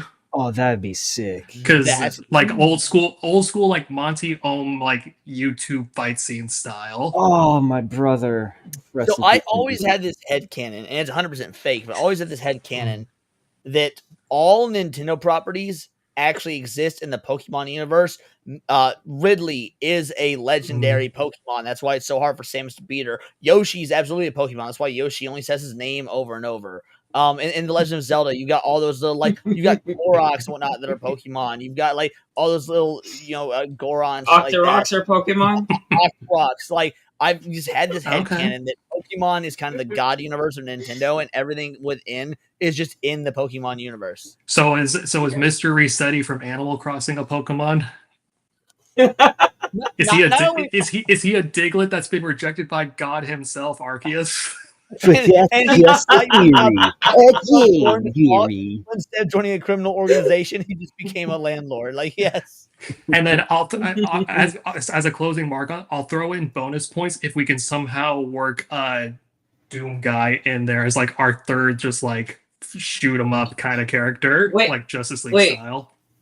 Leon, to your point, are the Zora Pokemon as well? Can I catch them? So people are like Gorons can talk, so I said Zorons. So the Zora are like they are experimented on by Team Rocket. They were originally like Zoras were originally Sylveons, but they were experimented on by Team Rocket and became their own race. I'm pretty sure Team Rocket doesn't do genetic splicing. Oh wait, no, they did. No, they did. They did that. They did that. Yes, they did. Yeah, Team Rocket did that. Too. It's also interesting that they were taken from a Pokemon that's not even a water type. Very, very interesting crossbreeding. I didn't even see the right. He did. He made Vaporeon. Yeah, I knew it. I'm sure you did. You gotta know that I'm gonna point that out, brother. I don't know how, but I understood what he meant. Zach's just your brain I'm out of auto-corrected drink. it. Oh, okay. Yep. Get you some good. Get you some. As for my favorite crossover, I actually thought about this not too long ago because I've been rewatching the old show. I'm going to say TMNT and Gargoyles. Remember that old show? That's a good one. Okay. They're both in New York. You know, they both are heroes of a kind, and they've got a similar kind of family dynamic going on. I think it'd be really dope. And shout out to LMA. Shout out to LMA in the chat. Dynamics, right? Well, yeah, I mean, I just really like to see Leonardo. Underground. Yeah, that too. Didn't even think about that. But I really want to see Goliath and Leonardo interact. Those are probably the most interesting ones to me. Oh, dude, what was the dog gargoyle? I'm blanking on his name. Bronx. Dude, Mikey would just be sitting there like playing with Bronx. Like that's absolutely a thing I could see happening. That would be wholesome as fuck, man. And you could have Splinter and Hudson, obviously, like, you know, play around with their old man wisdom, that kind of thing, and they both have hot sidekicks. So there you go. Perfect crossover. Isn't she also a reporter in Gargoyles? What's her job? No, she's a detective. A detective. Oh, she's a detective. That's right. You're right. My bad. Close enough. Like her and April O'Neil would basically just like fit right together. Yo, Enzo brings up a good one. Ernest versus Mr. Bean. That's pretty good. I like that a lot, actually. That's pretty good. One of mine is an IP y'all could probably guess. The other one, I bet you won't. Is it Sonic? It is not Sonic. Anyone else want to take a stab? Don't let me be the only one contributing. Does it have anything to do with Resident Evil? I'm just guessing. Yes, Pouty is correct. One of them is Resident Evil, but the one that you guys won't guess, I'm curious. If maybe you can guess. We'll see. Nope, not Dragon Ball. Can you give us a hint what medium it's from? Or it's in it is a television show that ran for many years. Okay. It can't be Walking No, Dead. be more vague. You said hint. That's a hint.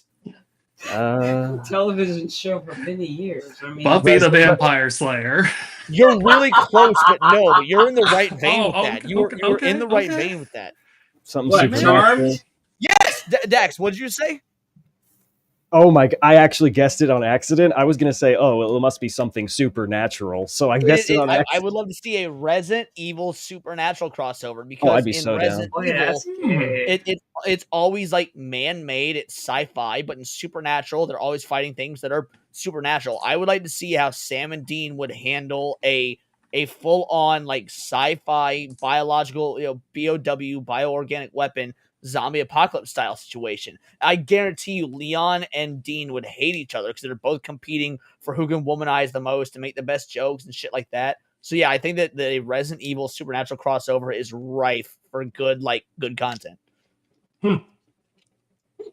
Okay. I dig I it. can't believe you got that, Dax. And by accident, yes, Sam and Dean hitting on Jill Valentine, 100%. I'll take full What do you credit. mean? for that Sam and one. Dean would hit on Ada. What are you talking about? Dean would. He does like busty Asian beauties. Alrighty, I think we're gonna wrap it here. Unless anybody has any other Nice. crossover thoughts they want to throw out there, or anything they want to do for just. I'm gonna say Yu Yu Hakusho and Jujutsu Kaisen just because I want to be a contrarian, and that show's really Yu Yu good. Fuck Hakusho you. sweeps. Oh, I mean, I agree in terms of the overall like how much I like them, but yeah, I gotta be a contrarian about the Jujutsu Kaisen slander that this man. I swirls just around started the internet. watching with Cinny last night. I started watching Solo Leveling finally, and How's that hitting you? I only watched the first 2 episodes, mind you. So we're gonna keep watching, of course, when we go through the seasons. But first episode fucking sucked. Second episode, notable improvement. I would still say the second episode was mediocre, but like notable improvement. I like the second episode way more than the first. So, and according to Badger and whatnot, Badger and ABF told me the same thing. Episode 3 is where it really kicks off. And as someone that usually gives a three episode rule, well, I say that, but I don't really drop anime in general. But yeah, Solo Leveling is super normally friendly. Anyone who likes video games will like the anime. And fair enough, I don't need Solo Leveling to be great. I just need to enjoy it. And that's good enough for me. But yeah, the first episode was terrible. Like, holy shit. But I did enjoy the second episode, at least over the first. So. Anyone else got anything? All right. So don't do drugs. Go with Christ and sin no more. Sketch, you got any final thoughts? Then we'll do some outros. Live your best life. You got this, Kings. You got this, gang. Much love, I'll be chat. so positive. I'll give my final thoughts real quick since everyone's being all positive. Everybody watching, kill yourselves. And there it is. Right There it is. now. Why do I hear lightning? You watch my serve zero chat, purpose. Zero. You serve zero purpose. Oh man. This man's doing strings. Brought about. You have any final thoughts before we do outros?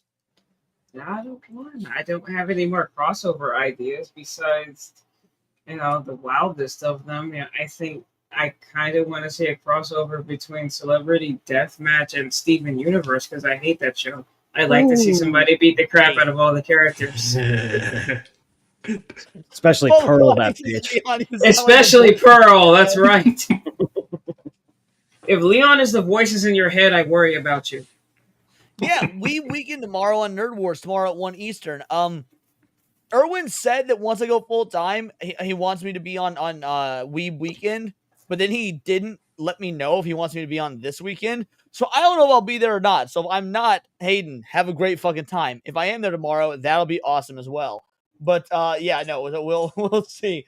How's he gonna have Weeb Weekend without What you? up, Jazz? He and I are going to be Hi, playing River Jazz. City Girls sometime near. I don't know when, but Shit, sometime what in up, the near Jazz? future, he's going to be, because I've been very excited to play River City Girls. It's basically all female Streets of Rage. You're excited to play as a girl. We're gonna clip that. It's pretty damn I good. love playing as women in video games. I do. I just want them to be good, well written women. Okay, again, Jill Leona. Valentine. What was that, Sketch? Scissoring. I got it. Hey, we understand, Leona. It's okay. You don't need to hide. Yeah, it's okay. This is a safe space. Obviously. I feel like that'd be pretty unsatisfying. After all, gyms don't bleed or have organs or anything. No, but Anyway, they do break. I have seen that. They do break, so that's okay. Dude, if Erwin doesn't bring me on to talk about K-pop Demon Hunters, I will actually legit be annoyed because I fucking loved that movie. For everyone's that, all these modern day right-wing grifters have, dude, I fucking loved K-pop Demon Hunters. It is probably top 5, maybe even top 3, because we haven't really had that many movies of 2025 for me so far. Did anybody else here see K-pop Demon Hunters? I'm just surprised. Not yet, but I'm not surprised that you like it, Oh, it's so good. Everyone keeps saying they loved it, but I keep seeing promotional stuff, and I can't get over like how I feel like every single character in the promotional stuff just has like Adi Shankar like psychopath smiles while they're killing Okay, shit. here I get what you're saying, and frankly, I agree because they do this thing in the movie where in key scenes they over exaggerate. I know they're trying to go for like the anime aesthetic and whatnot, but they over exaggerate like the facial features. It doesn't happen near as much in the movie. It's kind of front loaded to where it happens a lot in like the first act, and then that thing it sort of falls off. It happens now and again from beyond there, but yeah, I'm glad you're Adi Shankar hater because God, fuck Oh my that guy. bottom. He's got two bottom three things for me this year. I can't believe it. I He's a went in douche. to Devil May Cry because I'm a huge Devil May Cry fan. One of my favorite video game franchises of all time, and I wanted to love it. I did. And sketch. Do you talk or hang out with Vex Electronica at all? Right. We've crossed paths a few times, but we've never talked at length. So Devil May Cry is her favorite video game series of all time. That and Red Dead. And so we both did want to like this because we're Devil May Cry fans. So her and I decided to watch the first 4 episodes together. And it basically became a shared trauma session where like we were so glad we weren't doing this solo because we had each other to be with while experiencing existential dread. That was me and my buddy in Discord after the fact. Like talked about, I was like, "What the fuck did we just witness?" It rushed me. Devil May Cry should be the easiest thing to do. The rule of cool is the games. Like, Right? if it is cool, it works. I'm here to button mash and do combos for it. What do you mean I have to talk about Middle East conflicts? Dude, What do you mean demons are refugees? Well-written. He just needs to be the way that every girl in 1999 thought of the Backstreet Boys. He just needs to exude cool. I'm still just trying to figure out, how do you make Virgil literally saying the line for his banger theme song sound so cringe and out of place? I don't understand. They really did the "I am the storm that is approaching." They did. No, they did. They played. No, Dax. I'm going to tell you this off stream because we got to wrap it up here. But okay. I'm going to enlighten you in the worst way possible when this is over. Oh, good. Oh yeah, Dax. Real quick. Trump 47th Duff fighter here. Sorry, Dead or Alive fighter here. There we go. Yes, I love the 2007 anime. The 2007 anime is a fucking banger. It's fantastic. It was great. It was. Do not support anything Ari Shakar does ever. Okay, well that'll be part 2 because this man broke my heart when I found something out about him. Oh, dude! If anybody wants to do an Adi Shankar cope session stream, I'll host it. Let's go. I'm in. We can agree on this one. I'll be there so I can Alright. bitch about Captain Laserhawk. I feel like I'm the only one who ever fucking watched that show. You are the only one that watched it, 100%. But I would love to hear your bitching. Let's do some outros. Dax, tell the people who you are, what you do, where they can find you, the whole 9. God, Hayden, don't remind me. I already had a coping session with that on a different stream. Yeah. Hey. No.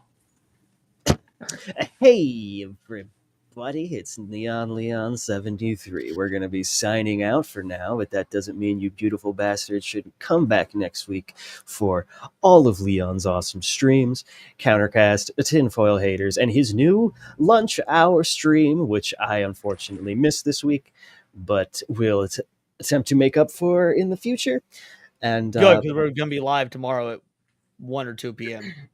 Oh, cool. Thanks for the heads up. And yeah, we had some wonderful discussion tonight. And thanks so much for getting us to tier 1, you beautiful bastards. You didn't have to, but you did. Bingo, bango, bongo. Okay, let's give you guys some shout outs before I sign off. First of all, Pouty, thank you so much, girl. Jakey, Bakey, Martin, true pillar of the community. Thanks so much, bud. I know you're asleep, but maybe you'll hear the replay. Primate King, Asongnig Woo. Eric, buddy, thanks so much for all the 2 bangers. Killer Games Cast, Sketch. Film Comics Explain Niat with the Australian Dollary Doodles. Fun with collecting. Zax to the max. Of course, the legend himself, Demon Carol.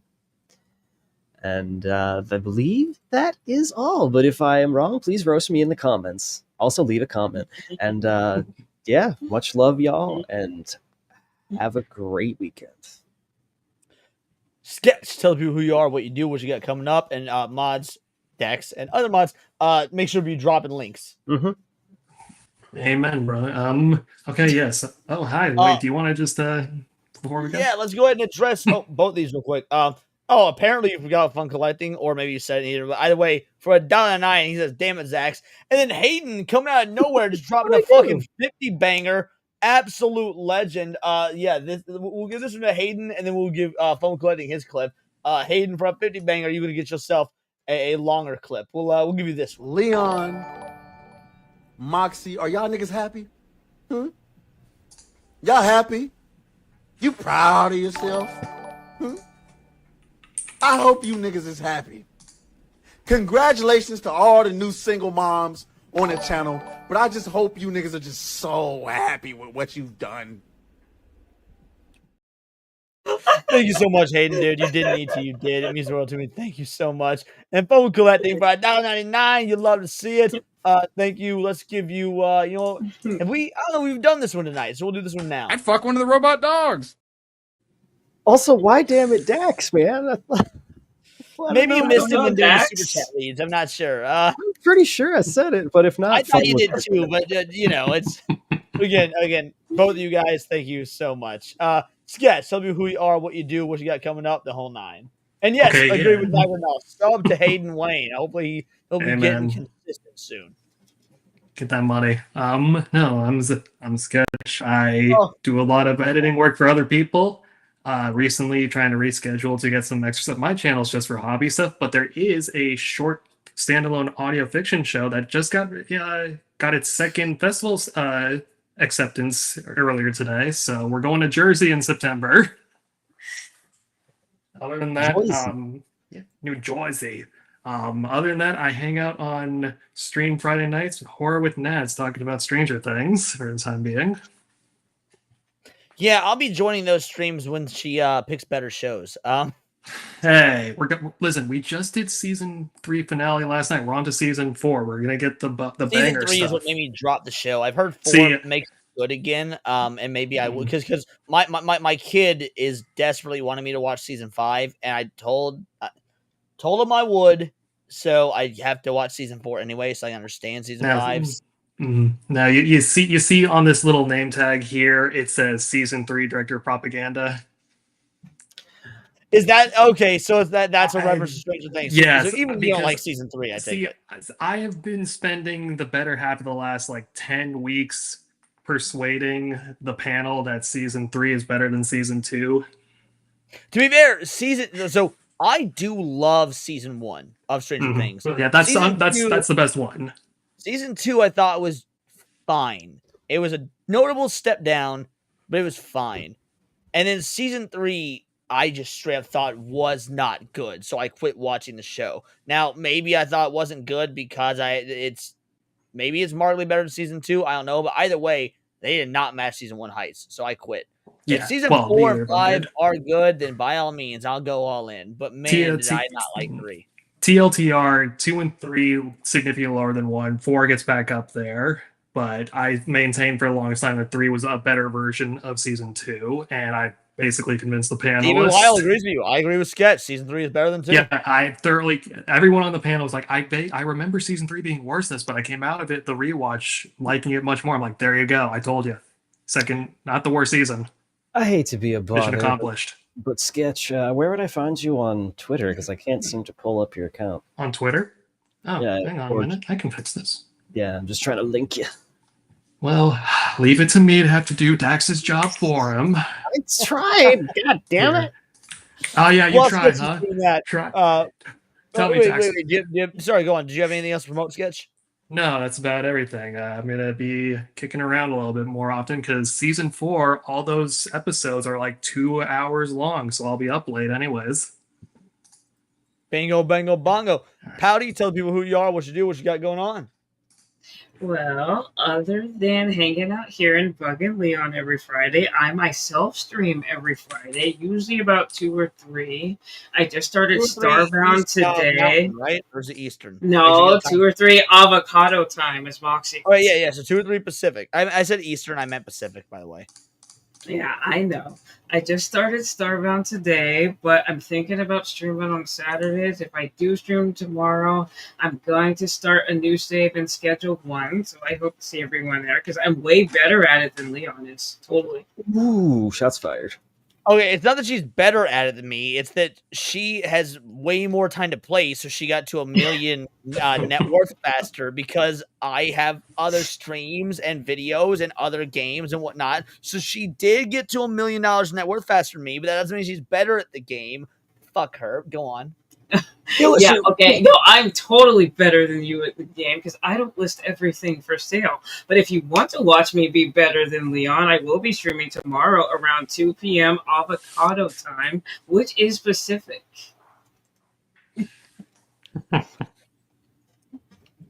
Hey, last but not least, you got me. And guys, again, I do truly appreciate you showing up for another Neon Leon. Again, Matt, shout out to Badgers Bastards for the raid. I'm truly happy that my boy had a happy birthday. Y'all came through and just put it in for him, and that makes me happy because I like seeing my friends succeed. Beyond that, today was a good discussion. There was a lot of great topics. Thank you so much for getting us to tier 1. We don't always need to. Again, you guys, it's your money. You can do with it what you want. You choose to do it here, and I don't know if I say it enough. I feel like I do, but maybe I don't. And I can't say how much I actually do appreciate it. It's only because of you guys that I can live my dream and do what I do for a living, which is this. Beyond that, tomorrow we were going to be doing the lunch hour again because that's going to be every Wednesday, Thursday, and Saturday. Leon's lunch hour. We're going to cover just whatever seems interesting to cover at the time. And sometimes it's going to be political or nerd oriented or just pop culture in general or news. Who's to say? A lot of reaction videos, but I do love doing it. So again, thank you for allowing that. And if those either are not able to donate or just opt not to, that's fine as well. You just being here, able to drive conversation, does mean that we get to have these discussions that it really doesn't matter, again, what your political persuasions are, left, right, or what you think about pop culture. The discussion matters because genuine conversation isn't dead. We did Countercast this past week, and we were talking about Superman. None of the political oriented woke this, not what that came up. And one of my guests, Indy Andrew, said after the stream was over, man, Leon, thank you so much. It's been so long since we've gotten to have a genuine conversation about nerd culture without the political aspect. And I imagine a lot of you guys felt the same way. So thank you all. I will see you tomorrow for the lunch hour, and then of course on Saturday Night Hypnosis. After that, we've got Zach's show. Countercast is on Monday. No Sunday specials. We didn't hit tier 3, but that's a-okay because every now and again, even your boy, a machine like me, needs a break. So I'm going to take the rest of the evening, get some trophies on Dragon Ball Z Budokai 3 for the upcoming big all achievements in Budokai 3 video. And until next time, it's all here in the Nerdosphere. This has been Words of Paradise.